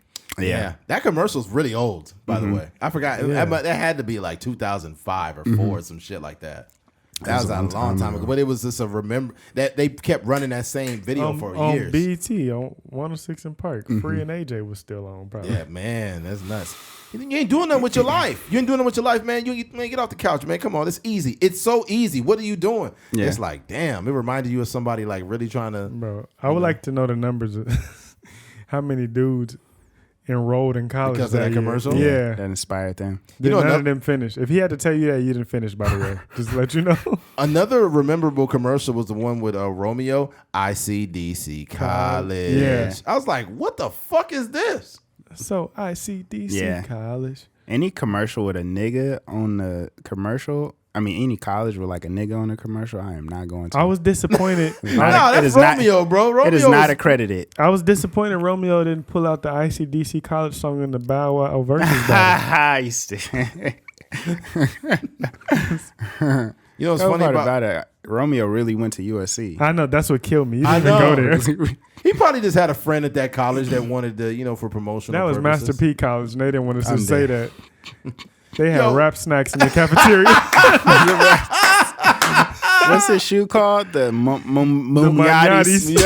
These Munyatis. Munyatis as the team shoe on the basketball. I'm telling y'all right now, you come to my school, you're going to get some free Munyatis every semester. You get free Munyatis. You get some rap snacks, all that though. You know what I'm talking about? And it was funny about his like the food that Master P makes, like the cereal. The noodles? Yeah, the noodles. And then the top ramen. What had me laughing is I brought out my noodle, and they gonna tell me it got a lot of sodium in it. Y'all don't say nothing about nobody else with the salt with the sodium in it. Yeah. But now Master P gonna come out with something. You gotta talk about the sodium. Then the truth come out. You know what? Truthfully, these was top ramen for real. I just put my face on it. I knew a dude who did custom labels. So boom, caught y'all. I'm surprised Master P ain't said nothing to Kanye West. You know. Right. Kanye, if you want to come over here with the Moon Yachties and make the Moon Yeezys. Oh. The Moon Yeezys might be fire. You're on to something. Yo, y'all, when this drop, tag P. Tag Master P. He'll do Master P wrong, man. He'll work with him at first and he'll be like, see, Master P is no different than a white devil. You'd be like, damn, that's fucked up, man. You gonna post Master P text messages? Yeah, he'll post his text messages. Everyone the message will be like, make him say, Huh? Yeah, you know what's funny? What I love about Charlamagne is he was objectively honest when it came down to Master P shoes. Master P pulled them shoes out, and he's like, what you think about these Munyatis right here? And then Charlamagne was like, I mean, yeah, you know. You ain't feeling them. He's like, oh, you ain't feeling them? Oh, okay. He did double back with some that look way better. Yeah, he did. He's like, okay, this is cool. And then they kind of like, because they have respect for him, they kind of gassed him up a little more than they should, though. DJ Envy was like, I know that right there. Yeah, that's genuine level right there. That's genuine level right there. That's good material. That's good material right there, man. Hold on. Let's just acknowledge how Eddie just did like 6 impressions in the last like 3 minutes. Yeah, Eddie is cooking. Oh man. Yeah, it's some people that I cannot do Will Smith. Will Smith is just like, you got to be like what's Jay Farrell. Jay Farrell to do like you got to really be in your bag. Yeah. Yeah. Will Smith's He should be practicing too. Yeah, Will Smith's interviews seem like kind of just not genuine too.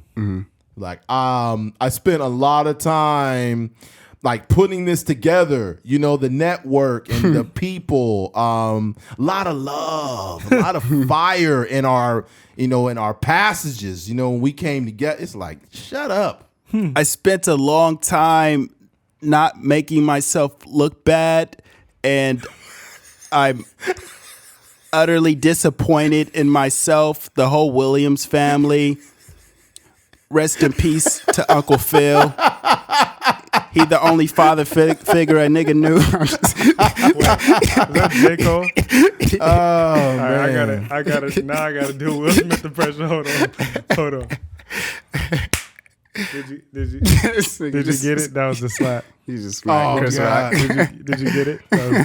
When I slapped him, I felt the inner volcano in my mind and my heart go across Chris Rock's face. They really interviewed Chris Rock right after it, he'd just be like, "That nigga ain't shit." I be dying when niggas do the Chris. He slapped me in my face. How you just gonna slap me? There's a difference between white people. There's a difference between black people and Will Smiths. That's funny. Oh man. Yeah, that's wild, bro. Will Smith was wrong for that. I don't feel like he's done enough after that. This Emancipation gonna drop, and he gonna be right back into superstardom. Yeah. You think so? Yeah, he been showing it to Dave Chappelle, all kind of people. Will Smith is one of those dudes that you know, didn't nobody want to see him not be Will Smith. Yeah. So yeah, he just disappointed his like hardcore fans for a little bit. Yeah. I've always loved Will Smith, but I think that this isn't the 90s anymore. And I think that due to Will having so much of an eye and people following him, and then you got to understand, he's technically new to social media. He's only been on social media since like 2019, like late 2019 or something. And when Will Smith popped up with a social media, I was like, oh, fuck. But he don't just got social media. He has a whole production team. Yeah, he definitely does it different. Yeah. First thing he did is like, all right, guys, I'm jumping out of a plane. Jada's down there waiting on me. It's going to be beautiful. Chris Rock's down there. Hopefully I land on him. Chris Rock, The Rock, Plymouth Rock. Planet Rock. Shout out to Africa Bambaataa. Some of these guys get so popular they become characters. Like The Rock is a character too. I don't even think it's that they get so popular. I think that when you are acting for so long, like the majority of your life, I think you kind of lose yourself in like kind of like Shia LaBeouf. You have to be that person whenever you leave the house. I hate to say that the fans love. The Rock is not really a great actor. He's just typecasted. He's the most popular typecasted actor ever, and he's so famous that everybody keep watching the movies. They keep watching the movies and they're not good, and it's the same acting. I think he has a specific Nobody has ever had a wider demographic than The Rock, like ages, like a wider age demographic, and probably race and color. He's like ambiguous. Everybody he's like racially ambiguous, especially because he bald now. Yeah, so he looks like he could be Puerto Rican, Polynesian, black, Italian. He's like whenever you look like that, it kind of changes how people perceive you. It's kind of like Vin Diesel's one of those guys where you don't know what the fuck Vin Diesel is. I used to think Vin Diesel was like black kind of at first. But he's Italian, I guess. But he's also been very, like, although being typecast, he's been very strategic with the roles to keep him. So he starts with wrestling, which automatically, from our childhood, we love him to where we can't help but to still love him as adults. And then he does things like the Tooth Fairy, but then he'll be Black Adam, but then he'll be, in the Fast series. Like, so. Not anymore. That was towards the beginning. He would take those little bubbly roles, but now all of them is just typecasted tough guys. It's all tough guy shit. Somehow he maintains, maybe popping up on WrestleMania every now and then, he maintains like a child audience though. Yeah. So he got ages like 10 to 100. And on top of that, women find him attractive. So you're always going to have that audience. Yes. So it's like his demographic is just crazier than everybody ever. Yeah. There's certain people that are in movies that get to make the same movies, and they're like WWE guys. What's that dude? Batista? He's one of them. Yeah. What, Roman Reigns? Well, no, not Roman Reigns. Fuck, what's his name? Cena got some. John Cena. John Cena. What? I think that it is, but it's a little more nuanced than that. From the outside looking in, it looks like The Rock is playing the same character, and even John Cena. But like Batista in Guardians of the Galaxy is like a different role. Like he is very hard, but it's pure comedy. Like he's there to make. And John Cena has like characters like that too, where he's playing like the macho guy, but it's also like a comedic relief to it. The Rock got those too. Yeah, I think even in Black Adam, The Rock is playing like. I gotta watch that. It's like it's still like a version of the Fast and Furious and all that, but it's like very like stoic, which I think is actually like like it's. When people say that somebody isn't like acting, it's not really true, because The Rock don't wake up out of the bed like acting like Black Adam. It requires like some skill or some effort. It's just like the same role. So like for Samuel L. Jackson, he's actually one of the best actors maybe ever, but he's just doing the same like a similar iteration. But he doesn't wake up out of the bed acting like the character in Django is what I'm saying. What are y'all niggas doing in my house? That's Samuel L. Jackson.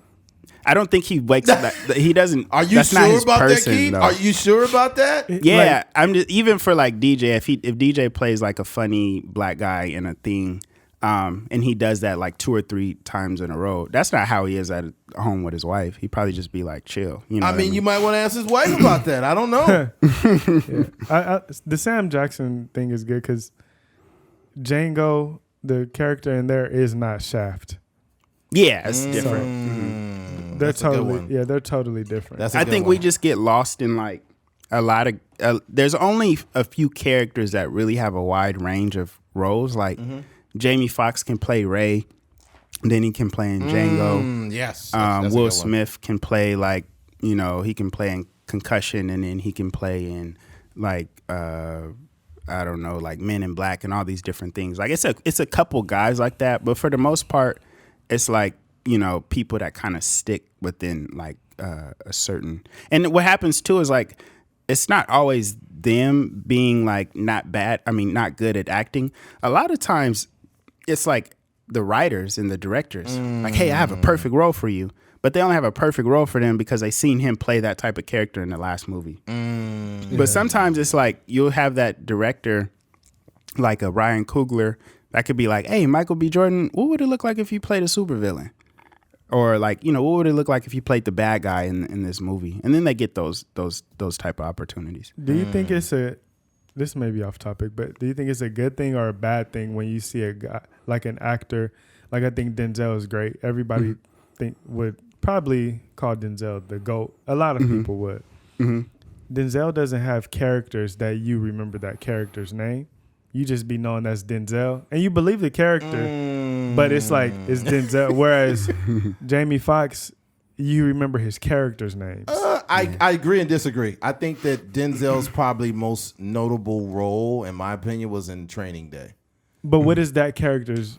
Like, I don't even know his name. Yeah, we just know that that's Denzel. So he's like always. Maybe Denzel is so big and Denzel is so great that the character name don't even matter. You got something just like Forrest Gump. We know that that's fucking Tom Hanks. Yeah, but yeah. But he really Forrest Gump. I don't see time. Yeah, I think it's just yeah. What was your question? Is it like I don't know if that's good or bad. Where you say, man, I remember that character because that was so good, or is just I just can't help. I always see Denzel. Not to put Kevin Hart in Denzel's category as an actor, but I always see Kevin Hart. Whereas Yeah. Jamie Foxx, you see the character he's playing. Can we say that about Malcolm X with Denzel? That's what I was gonna say. I would say Malcolm X was. I think it was really Malcolm X. Yeah. because he really like the cadence and his tone. But I think that I think with Jamie Foxx, I think the only way you get lost in a role is if you change your voice. Voice And I and think- appearance, right? Yeah, and I think with even with Forrest Gump, like he had that kind of like slow, cadence, and he was kind of like a little, he was not the smartest person. And with Ray, he really dived into. That's a how good he point. The voice sounded. change probably is what does it then. Yeah. Because Denzel Washington has a specific way he, like the way he talks, and that's why he's like a lot of people impersonate him. So. Yeah. Never on the phone, God damn it. Yeah, that's, Never on the phone. Yeah, that's true. That's a good point. Yeah, but I think I don't know. I just to respond to what Eddie was saying, it's more difficult than like the person sitting at home scrolling through Netflix. It's like, man, this nigga again, Samuel L. Jackson again.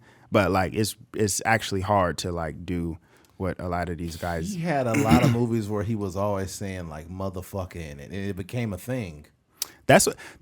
Sometimes what happens is like people improv, and you could tell when like Will Smith is improving because he'll be playing like, I don't know, he could be playing like Muhammad Ali, and he'd be like, these jokers over here.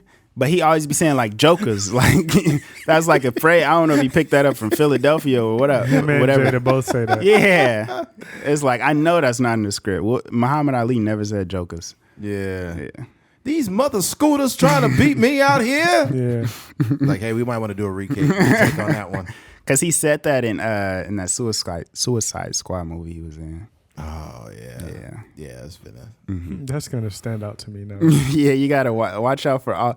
There should somebody might have did like a little mashup on YouTube of all the movies where he said jokers in there. I think Jamie Foxx to me is the deepest actor we've seen in a very long time because he does everything to a T, not just the voices but the mannerisms. Yeah, like when he did Ray, he did that waddle walk.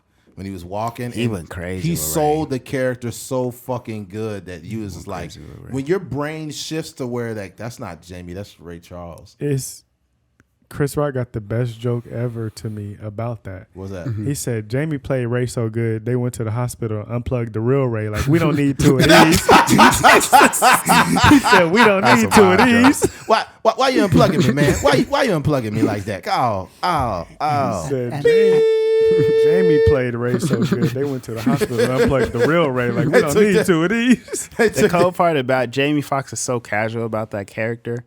Like he was on the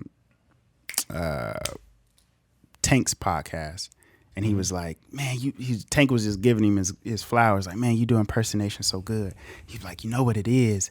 It's like we all can sing in here. So first you got to get the tone, like you got to get the pitch right. And then once you get the pitch right, you start to like look at their cadence and like how they talk. And then he went into like, Bill Clinton and all these other characters that he could do. Yeah. And Tank was like, nah, bro, you like oversimplifying. It is way deeper than that. Deeper. It is. Okay, it is that simple, but it is that hard too. Because for him, Jamie Foxx, it is definitely that simple. Because I have heard like improv acting teachers and things like that say, if you can sing, usually you can, because you do have voice control. So like when you mentioned how Jay Farrell can do like 200 something impressions, it's probably only like 6 places in his voice box or whatever it is that he has to go to do all 200 of them. So like somebody broke down how like to do Jay-Z and Maya Angelou, you go to the same exact place in your. Yeah, I remember somebody saying. I think it was Afion Crockett broke that down. So it's not that many. It's just levels, but singers know how to change levels and octaves, and impressionists do the same exact thing. Yeah, Maya Angelou had a distinct voice like, young man, I rise. But when he did them back to back, you realize, dang, Jay-Z and Maya Angelou do sound the exact same. Yeah, it's crazy too because some guys like the one dude like the chunky dude with dreads. I think He does like a Denzel Washington impression. T Grizzly.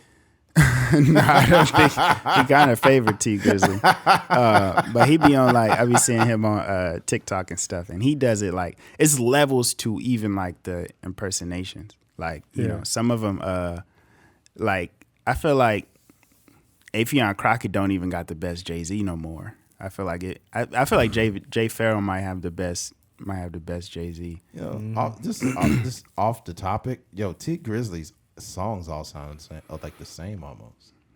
It's like the same production. I'm not gonna act like I've heard more than one song. Not even a disrespect. I just like never, I don't even have a. People was kind of like years ago. People was trying to like shove like T Grizzly's music down your throat. You just like, man, he getting paid crazy off the was it Twitch? Off the Twitch, gaming and stuff. Yeah, he probably don't have to rap no more. You know. All right. We went way off topic with that one. Switching gears. We actually, after this one, we can probably wrap it up after this. Okay. Where are we at now? At 120. Oh, yeah, we definitely got to wrap it up after this. All right. Kyrie Irving. Recently, we've seen this situation with Kyrie Irving where he shared a link on his, I believe it was on his Twitter, correct? Mm-hmm. He shared a link on his Twitter, and it was to, can you find the direct? I don't know why I don't have it on here.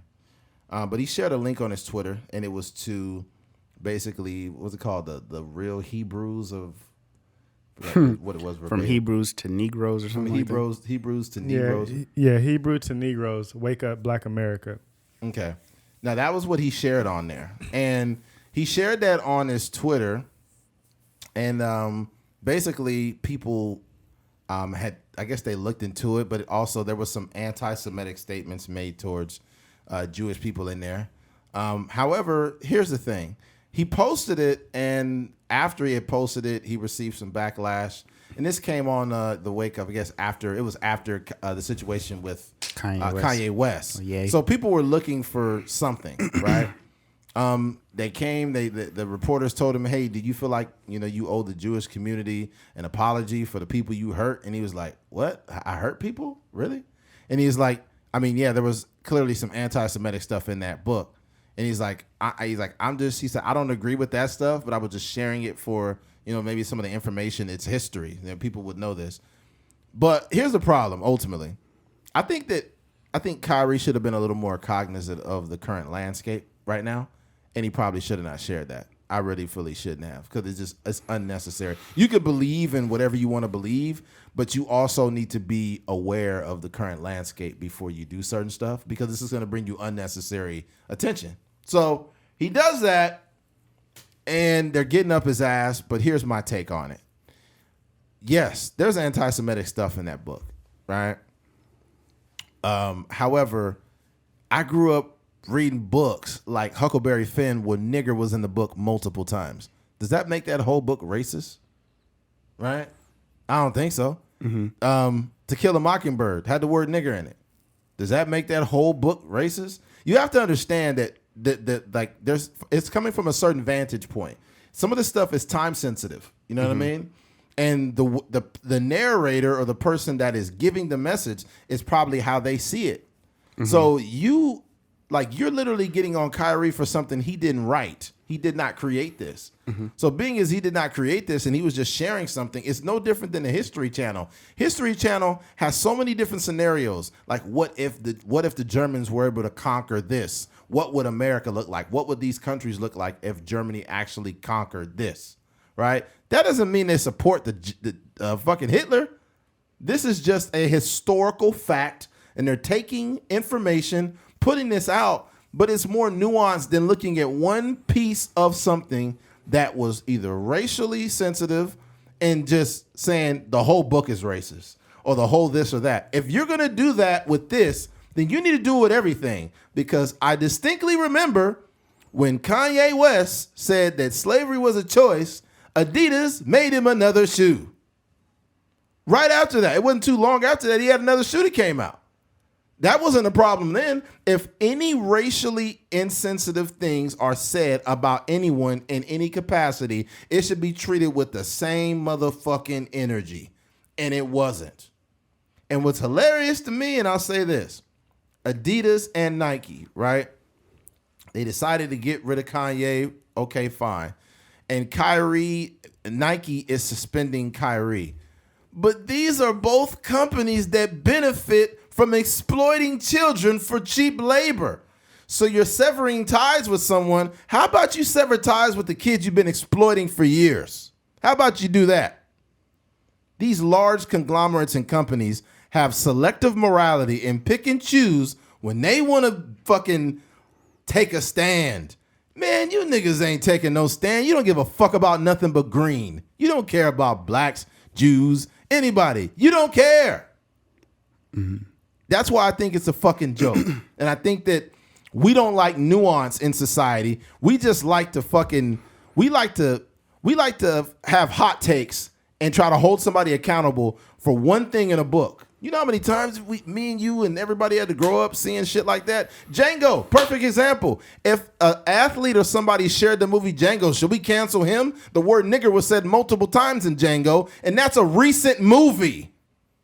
So what are we doing here? This is not aging real. This is not going to age well. We can't keep this shit up. I think it's a little different because it's there's the nuances are very important. I think one that I believe that's a documentary, and I haven't seen it, so I'm not going to act like I know what's actually inside of there, as far as like what is anti-Semitic and what isn't. Mm-hmm. So a documentary is a lot different than like a fictional story. Yeah. So that's one thing. And as far as Kanye West goes, like his situation is completely different from Kyrie's because Kanye West said, "I'm going DEFCON 3 on all Jews." He said, "I'm about to go to sleep" or something like that. That was ridiculous. But that DEFCON 3 is like from a literal statement. I think it means that you're just going to, gear up to like protect yourself.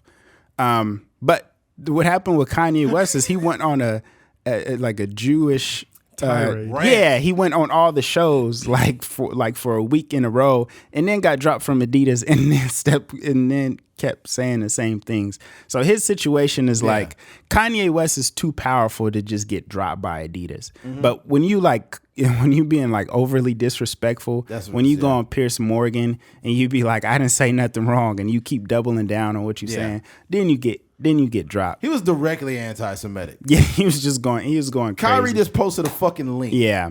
And the thing with Kanye West and like the anti-Semitic stuff is just like, that's OD. And I think that with Kanye West, it's what he was trying to say really gets lost in the sauce because he was just too disrespectful. Right. Like if he was just calling people out by names like, "Hey, this person owns my masters," or "This person is giving rappers bad contracts." This nigga just said Jews. He was just going crazy on all the Jews. There's some broke Jews out there like, nigga, I wish I could slave a rapper. But and with Kyrie, I think the whole Kyrie situation is just overkill. Just putting out the link and then like I think Kyrie is in a space where I think we all come into this space in our lives, and me and Kyrie the same age, but we all come into this space in our lives where it's like your third eye is open and you just get all this information and you like, yo, the world that I thought I knew is not what it was. And then we fall into this idea that white people are hoarding information from us because history is written by the winners, and it's always going to be from the lens of white people. So when you do come across this information where you're like, yo, that was actually, black people are Jewish or black people are Jews, and there are these black Israelites and all these different things, and you have like research and science to back it up, and you talking to like very intelligent people and they articulating it in a way, and you're like, yo, this is like why haven't I learned this in school, right? And you just doing all your research, and it may be some merit to it, but it may not be, and who knows? But it's just like this overflow of information, and I think that's kind of what he got caught up in. But it just so happens that like there's some very powerful people that don't sit well with them. They don't want to see that. I mean, from what it sounds like in terms of that documentary, they got disrespected. And I wish I'd actually watched it so I can have more to say about like the particulars of like what he actually shared. But Yeah. I just think that whatever they're doing to him in terms of making him donate $500,000 and ridiculous. suspending him, he probably losing around like $400,000 a game, like sitting out, just from him being suspended. And then on top of that, they're making him donate $500,000 and do this anti-Semitic training and all this stuff. It's just ridiculous. Like all he shared was a link. It was a link.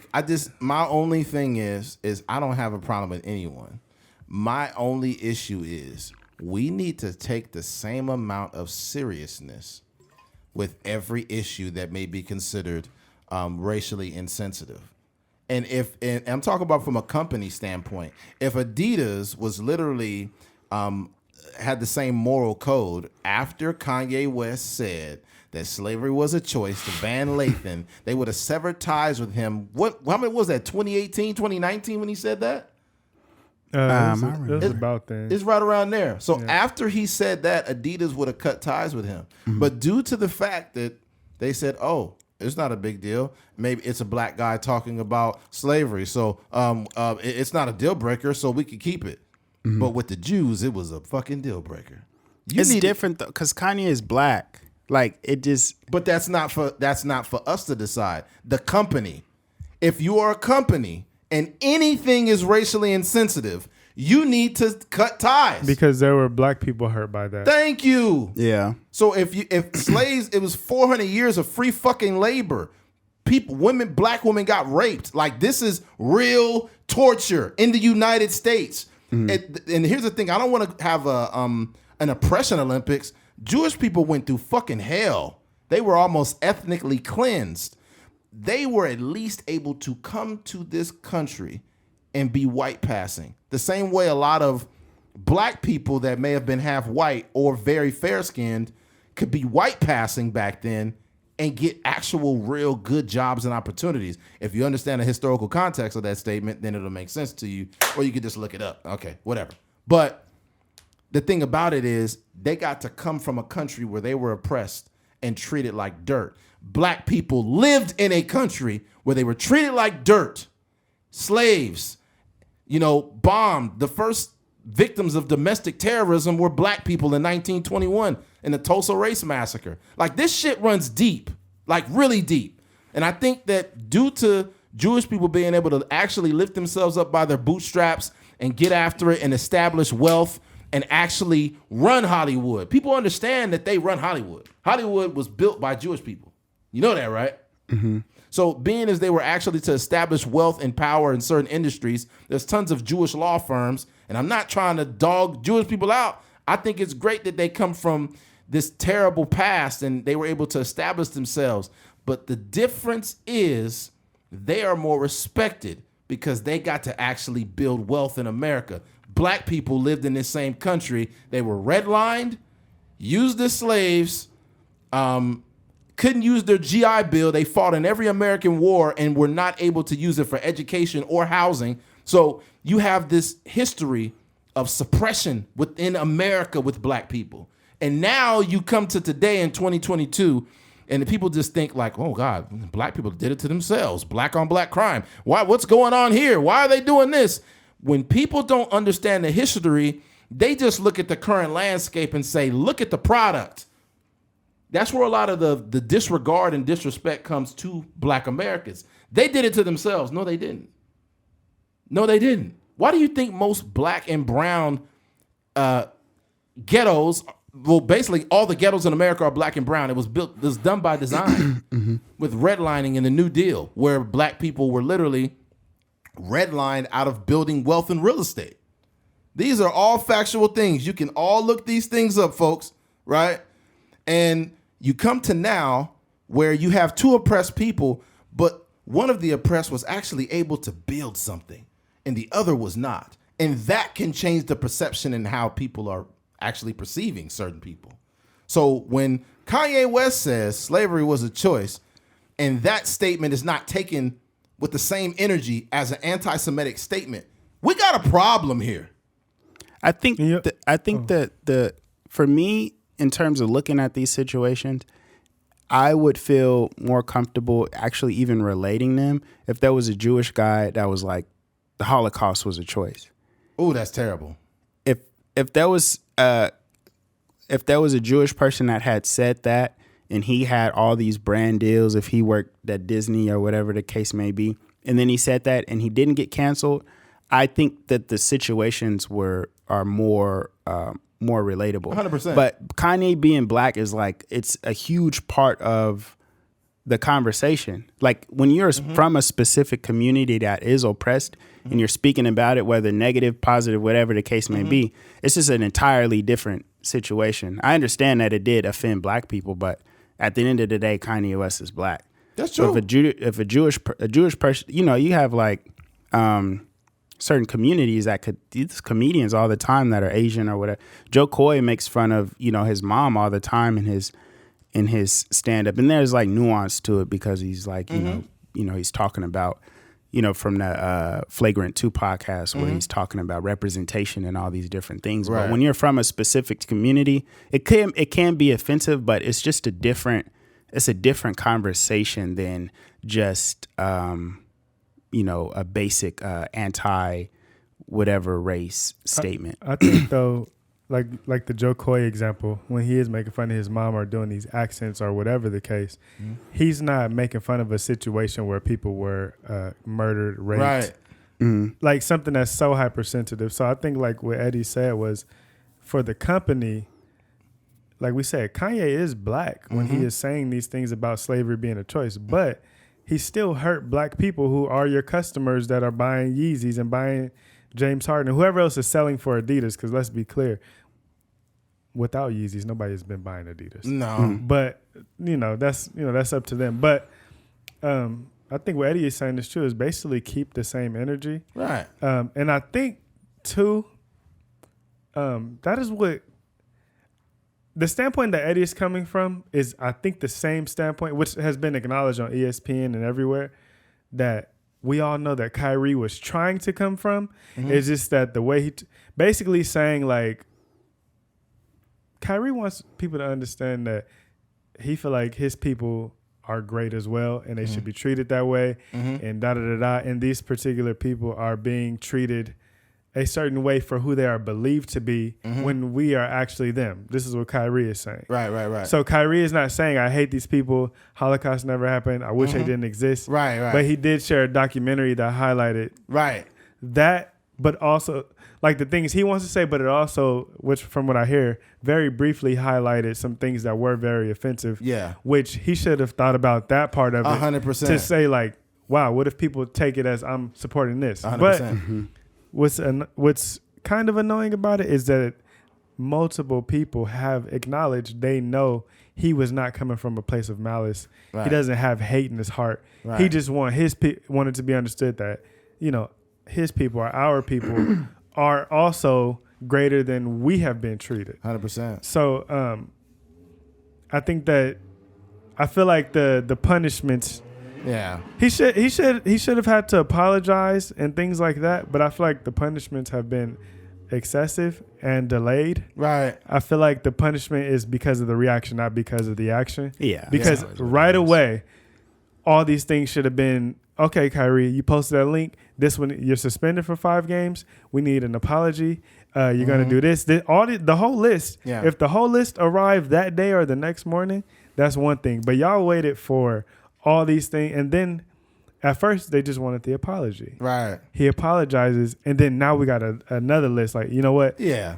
We didn't think we didn't think you were going to apologize. Let's have you do these extra things as well. Yeah, ridiculous. To satisfy, But, he wasn't correct in reposting that particular link. Maybe he could have used a different source of information to support his, the positive side of his argument. But yeah, I agree. I think that it goes back to what we were saying. Like, I feel like your maturity and your position in life should only put you in so many places and also allow you to do so many things. And I think if you're aware of your platform, you need to be aware and be very cognizant of the things that you put on the internet and the things that you share. And you need to proof check that shit 10 to 12 times, because what happens is like the world is in a position where they really want to cancel you. And I think that they can't wait. They can't wait. Especially Kyrie. Yeah, they the can't vaccine, wait. NBA they're so tired of him. He's just talented. Yeah. The thing about it too, man, Dr. Phil says something very powerful on a Joe Rogan podcast recently. He was on there like a week or two ago. And he said that cancel culture needs to be replaced by counsel culture. We need to we need to counsel people. We need to talk to them where they may be wrong. You know, we need to have real conversation. No one wants to have a conversation anymore. They just want to say anti-Semitic. That's racist. That's racist to black people. That's racist to white people. That's this and that. Yo, I read a book that said nigger in it, but I didn't make the whole book racist. Yeah. That's the crazy thing, is we don't ever look for nuance. We just want to cancel motherfuckers. We don't ever want to have a conversation. It's so annoying. And it's not going to age well. But I think another reason why the cancel culture exists, or the idea of it, is just for liability purposes. These major companies don't want any heat on them. Even though they are in bed with the devil himself, they don't want heat on him. The same company that will suspend Kyrie Irving has the nerve to do it while benefiting off of cheap labor from fucking kids. Yet you want to suspend him, right? It's just for liability purposes. From the media, you want to hide the idea that you want to even hide the idea that you're doing anything wrong. Yeah. The problem is once these companies get this big, they're oppressing somebody. I don't give a fuck who it is, whether it's Amazon, Nike, Adidas, whoever it is, they're oppressing people. Someone's being oppressed when you get that big. Yeah. It's not really about like doing bad or good. It's just about like, is it known if I'm doing bad or good?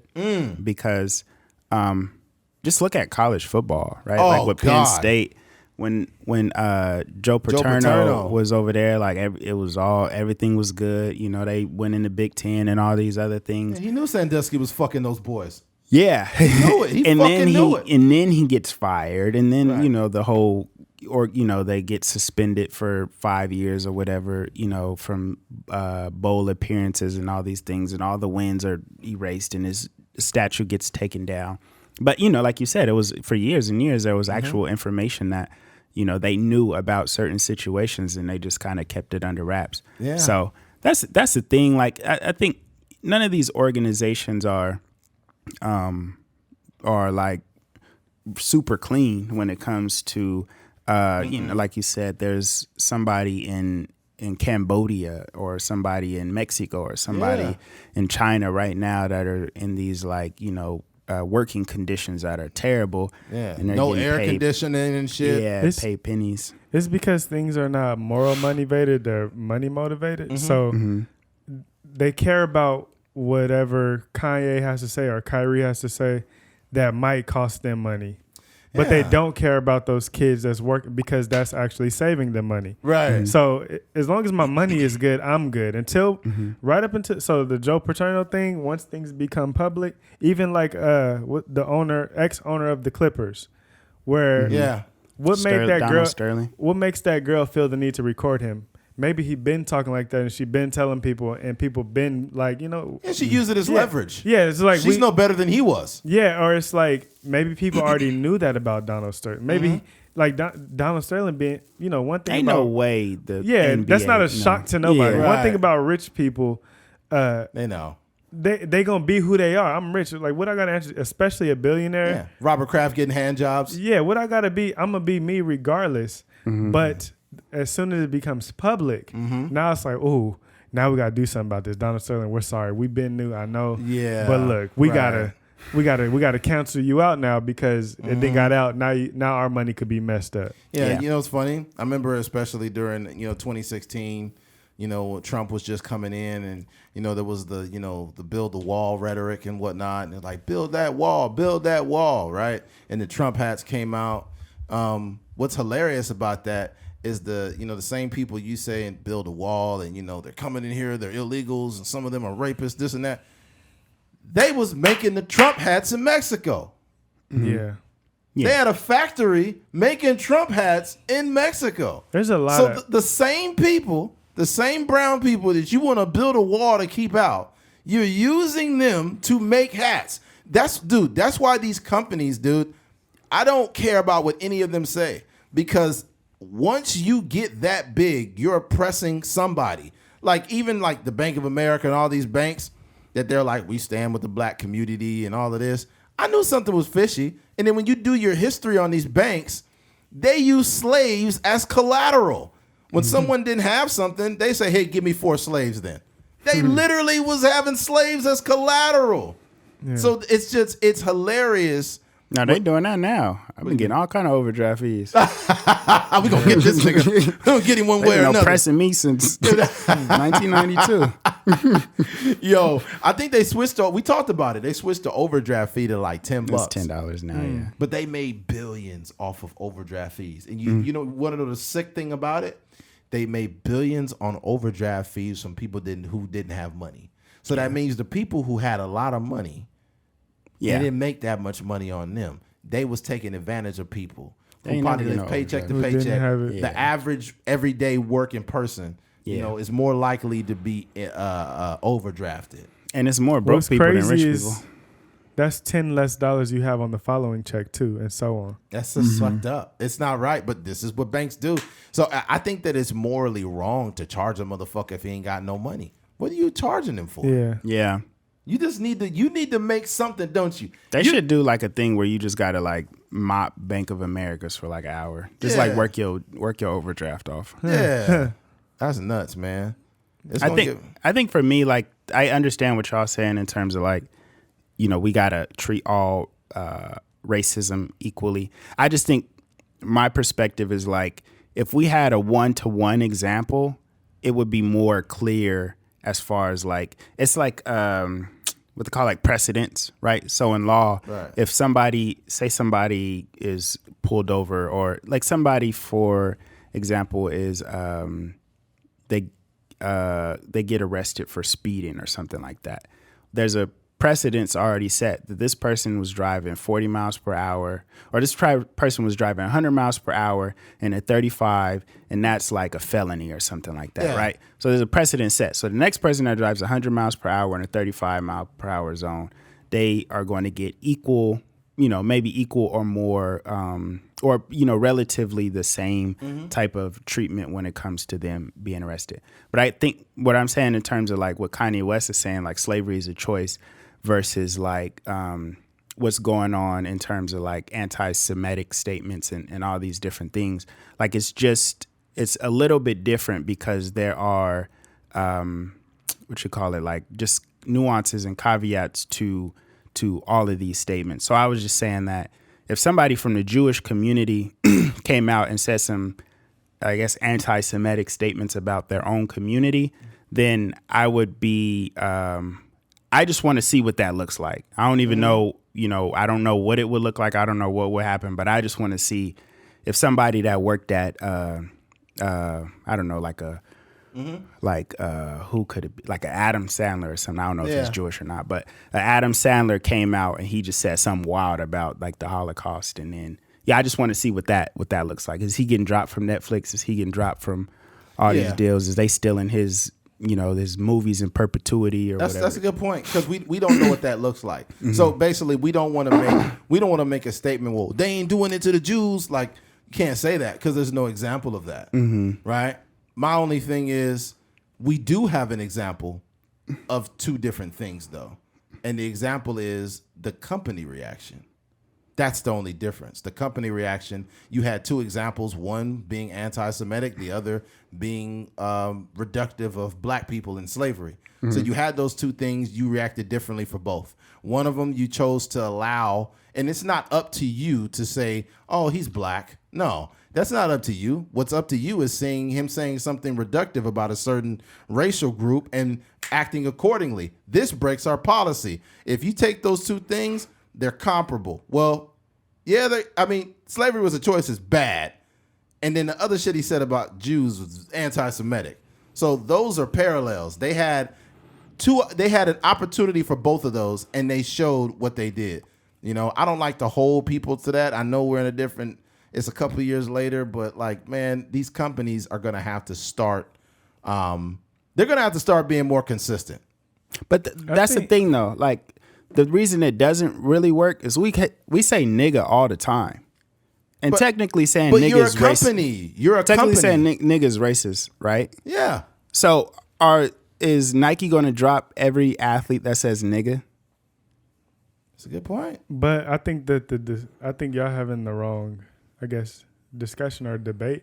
I think it's really just a matter of power, like who's in power, because there's not enough black people in power that when Kanye West says something crazy, somebody can make a call to Adidas and say like, hey, look, we got to do something about this. Whereas there are, because I don't think that there are more Jewish people in America than there are black people. No. So black people's outrage don't matter because the outrage is coming from the bottom. It's not coming from the top. Yeah. So these companies don't care to have a response because the bottom can't really take no money out your pocket. And we're very forgiving. So one thing Adidas know, Kanye West can talk crazy about y'all, but guess what? Y'all still about to buy them Yeezys. And that's all we care about. Yeah, Jewish people, they have like a whole like coalition, I believe. Yeah. So they have things in place where it's like Jewish people have worked very hard to get in positions, not so like positions of power, but to get in positions of prominence, get into positions of, respectable occupations, law firms, things of that nature. And it also owning a lot of these different studios and stuff like that. So with them, their message can go to the top, even if they're not at the very top. They just have systems in place to where somebody says something like there's a lot of very successful black people in America, but I don't think there's enough ownership overall of these companies to make things move and shake. So the problem is though, like earlier you said Jewish people started Hollywood and started a lot of these things or run a lot of these things. And you said, they were able to, whereas black people weren't able to. I guess the more proper word, and it's very similar, is that they were allowed to. I don't think that black people were allowed to even be in the position that the Jewish people have been able to be in. So they would never let us get to that level of power to where when somebody does something, we can like almost make demands. To be black and like on that level, you got to be extraordinary. But who is that? Who is even like we have people who we think are on that level, but then like we may think the Oprahs and the Tyler Perrys and are on that level, but truthfully they they're got not. People that are paying them. Even like you got to think about like the most. Like the black executives that we deem as like the guys, the Birdmans, the Barry Gordys, all of these people Jay-Z. Are just like, they have people paying them, Birdman is getting, maybe $1 billion from Universal to, run his label, or they have a 50-50 split with his label, but it's somebody at the top that's like getting a crazy check every time. As Kanye showed us, your net worth is several $1 billion. Yeah. You do not have $1 billion. That's what your worth is with all your assets. But if we strip you of all of that, what do you have? So Jay-Z may not technically be able to do certain things because he's worth that much money. But what does he technically truly have? Yeah, in his bank. They can strip him the same way they did Kanye if he were to get out of line. Jay-Z just, everybody's not Kanye, obviously, but I'll say this. If you want a good example of, I won't say the power structure or whatever it is, Jesse Owens is the best example of that. Jesse Owens in 1936 went to Berlin, Germany, won the long jump, right? Won for the United States of America. I seen the movie. When he came back to the United States, he couldn't even go through the restaurant door. He won the 100 and the 200. He had to go through the fucking kitchen. And I heard about that as well.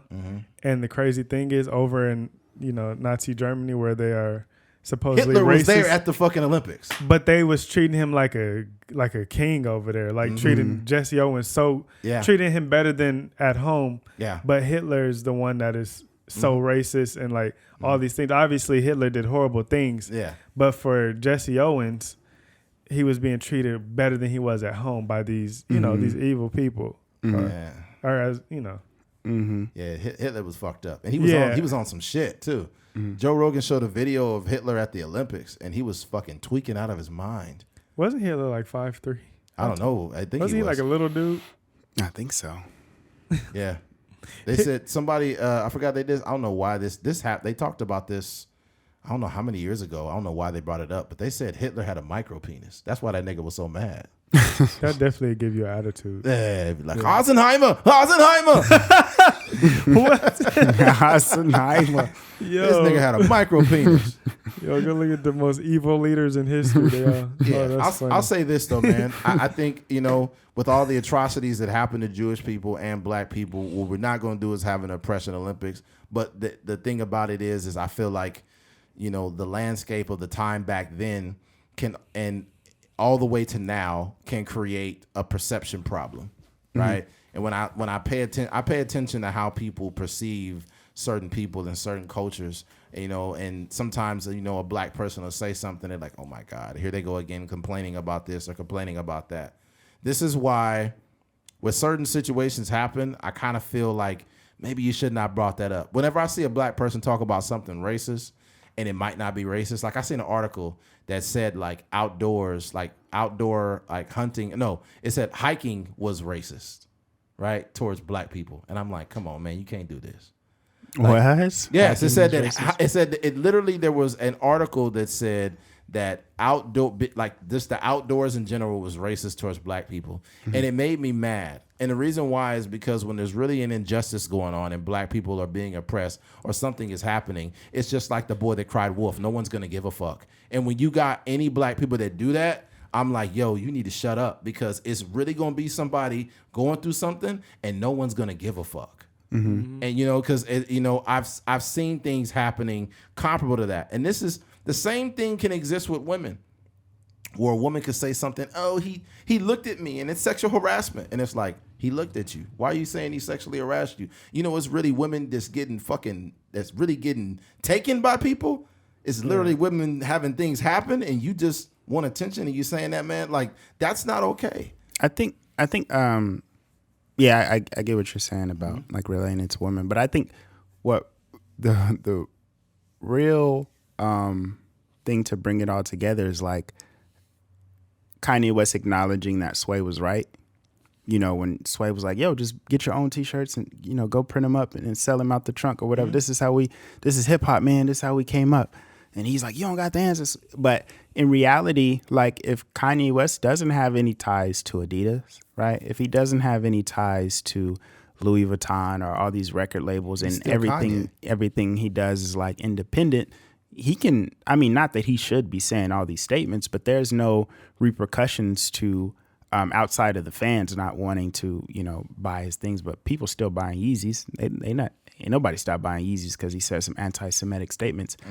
But I guess, you know, in terms of like the power dynamics that we're talking about, I think it, like LaRusso was talking about it, and Russ talks about it all the time. Like, their goal is to be like the biggest independent artist, but not even known as like an independent artist. They just want to be the biggest artist. Yeah. And it's possible. You're right. You know, if you, you know, you keep working at it, you keep garnering fans, and you got the resources and the budgets to do things as big as Drake or Kendrick Lamar, all these different guys. It's possible to do it on an independent level. Yeah. It takes billions of dollars. You know what I mean? It is a very expensive thing to do, but I think that for us to get to that space where we don't have to answer to anybody, or we don't get suspended, we can get counseled instead of canceled. Yes. It requires us putting up some money to really, you know, carving out our own brands, carving out our own you have no choice. Organizations and stuff. It also like takes removing greed and feeling like you need all the money in the world by yourself to do these things. Maybe I don't have $1 billion to do something myself, but let me find 9 other friends that also have $100 million for us to do something together. Yeah. That way you don't feel like you need these bigger, because like, let's say LaRussell, for example, he may not get the billionaire status like Kanye West without putting billions of dollars in, like, Kanye may have got from having like major people behind him, but he may become, reach 50 million or 100 million as an independent artist, but that has total freedom to where can't nobody cancel me. Yeah. And that will feel better than being restricted and handcuffed to where when you make one mistake, because I feel like Kyrie made a mistake.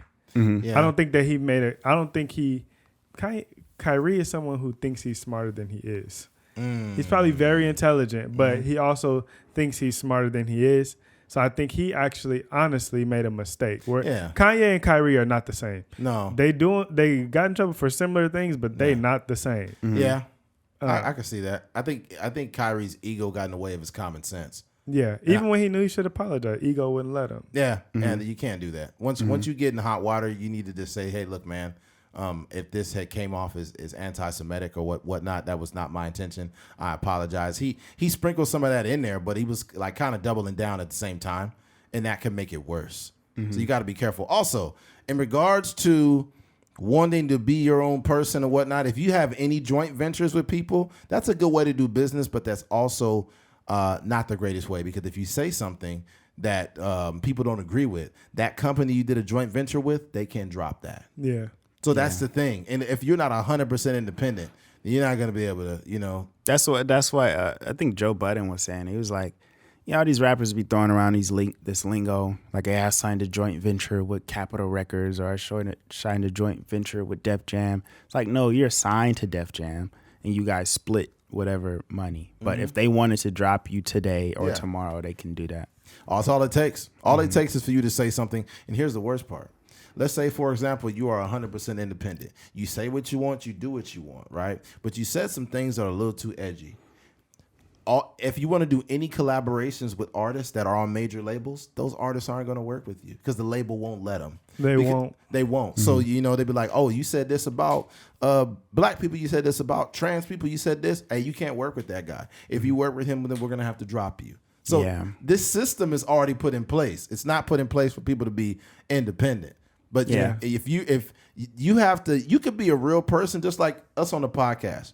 You could be a real person with a real opinion, but you have to learn how to frame that opinion, and you have to learn how to craft things. And if you don't do that, and you just reckless, right? Because me and Keith, we do this shit every week without edits. We just put the podcast out. We have like a self-edit feature. Like, we're on the newest iOS update in our minds. And we've definitely had a guest that said some anti-nigga statements. Anti-black statement. And we had to go back and take it off because he was afraid of how he would look. Literally. Yeah. So I was like, okay, we'll take it off, And that's the only time we've had to take something off the podcast. But I think we have a built-in thing to where we're not being fake. We say what we want, but we have to give nuance to we have to make it a very nuanced, and we have to preface statements and things of that nature so people won't be like, oh, they're this, oh, they're that. But me and Keith haven't gotten so big. Because sometimes what people do is that Keith might say something, be like, fee, 5, 4 figure, I hate a nigga. They'll be like, I knew Keith was anti-black. I always knew he was anti. And they'll take that one snippet. Yeah. That's what happened with the the rich boy thing. Like, still literally getting comments every day. Oh, wow. I need to go back and check that. Like, y'all can't, some dudes say y'all canceled before y'all got started. Man, that and that is, even at this level, you got to be careful, because they'll go back. They will go back 10 years ago to one of your early episodes. You'd be like, wow, that had nothing. Yeah. The whole Joe Rogan thing where he, said the N word and they was making it a big deal. Yeah. And or, they tried. But I think the main thing, too, is like, don't speak from a place of emotion. Yes. Because sometimes you get emotional trying to like plead your case. Yes. For example, I'm a Kobe fan.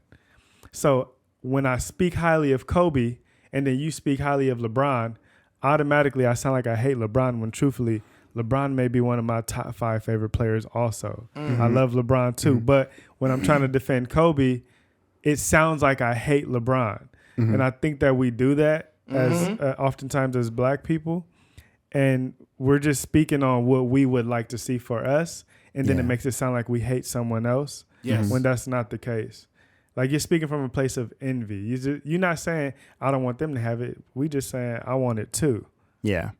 So that's the thing. And I think that, sometimes like we, you look up to certain people and you're like, yo, I want to be edgy like this person. I want to do this or take these risks like this person in terms of creating content. But I think that if there's anything that Kanye West and Kyrie taught us is, one, I don't even want to say the word. It's 4 letters. It starts with J.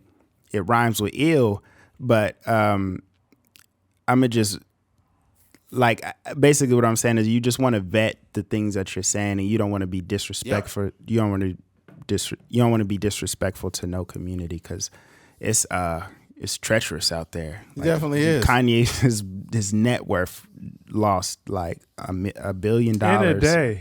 Yeah. How? Here's the crazy thing. Imagine in the next 4 or 5 months, me and Keith are sitting down with with Spotify, and they're like, "Okay, you guys been doing this for quite some time. You guys are consistent. Okay, what we're gonna do is we're gonna need your file. We're gonna need your file with the content. We're gonna check some of it out. But truthfully, what they're gonna be doing is they're gonna have people vetting the content. They probably have somebody checking it. They'll probably have maybe about 15 people. 10 or 15 people, maybe some employees of Spotify. Hey, you got episode 1 through 20. You got episode 20 to 40. You got episode 20, right? You got these people checking out the episodes. And through those episodes, not only will they be doing quality control, but they're going to check, hey, did they say anything homophobic? Did they say anything racist? Did they say anything, about this or that person, right? And they do that to protect themselves because they know that shit's going to come back. I've heard some things on podcasts. Why do you think the Brilliant Idiots, shout out to Brilliant Idiots, they deleted all them old episodes. They was wild. Them was some wild, like I remember listening. 2 wild dudes, go ahead. It was wild episodes, bro, back in the day. It was an episode where, I think it was Tahiri, I think it's Joe Budden's ex-girl. And she was in there sitting on Brilliant Idiots. He's like, hey, so Tahiri, you like big dicks? Literally, like at the very beginning of the podcast, the first question he asked her, so you like big dicks? And she's like, I mean, I'm not afraid of one, but and he was like, he had some interview with some white woman that was on there, some white girl. And he was like, so what's your name? She's like, oh, so-and-so. He's like, yeah, you got a nice rack. You got some nice titties. Charlamagne was a wild motherfucker. On those early episodes, he was saying some wild shit. Like, if you look at the episodes now of Brilliant Idiots compared to back then, oh, man. They cleaned it up. Oh, man. He would have been super fucking They both, as individuals, have different brands, though. Now. Yeah, and way different now. They still, those is 2 of the edgiest. Yeah. Because Schultz say some stuff. Not Charlamagne no more. He's not very edgy Charlamagne done chilled a lot. Yeah, he's super chill. Because now Charlamagne is getting involved with different brand deals and all kinds of different shit. So he's really got to watch his step. Charlamagne is putting dudes on.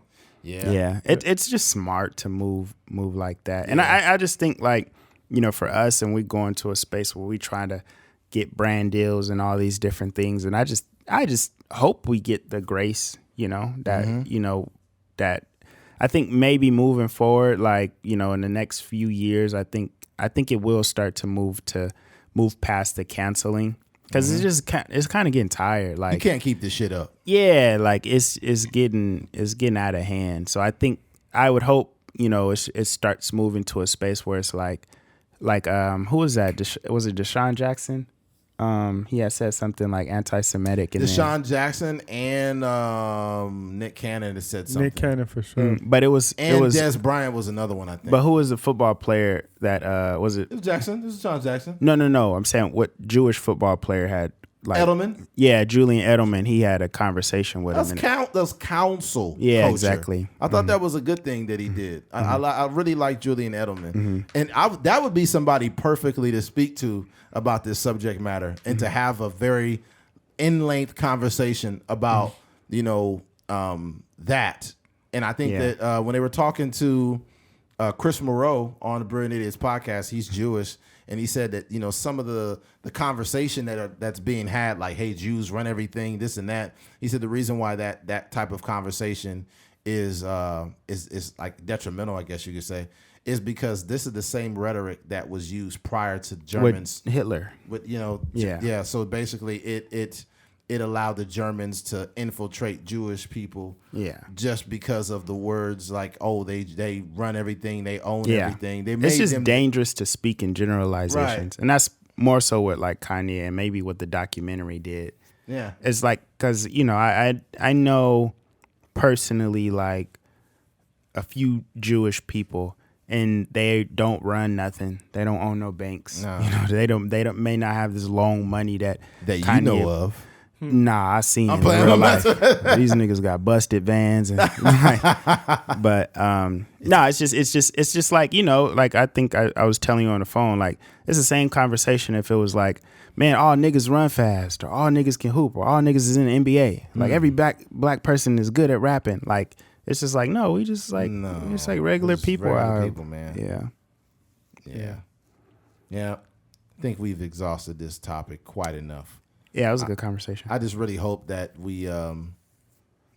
I hope that we're able to find deeper conversations outside of, you did this, you should apologize. You did this, you should apologize. Yeah. I think we really got to get to a better place because this shit here is not sustainable. Mm-hmm. Let's go ahead and wrap this thing up, man.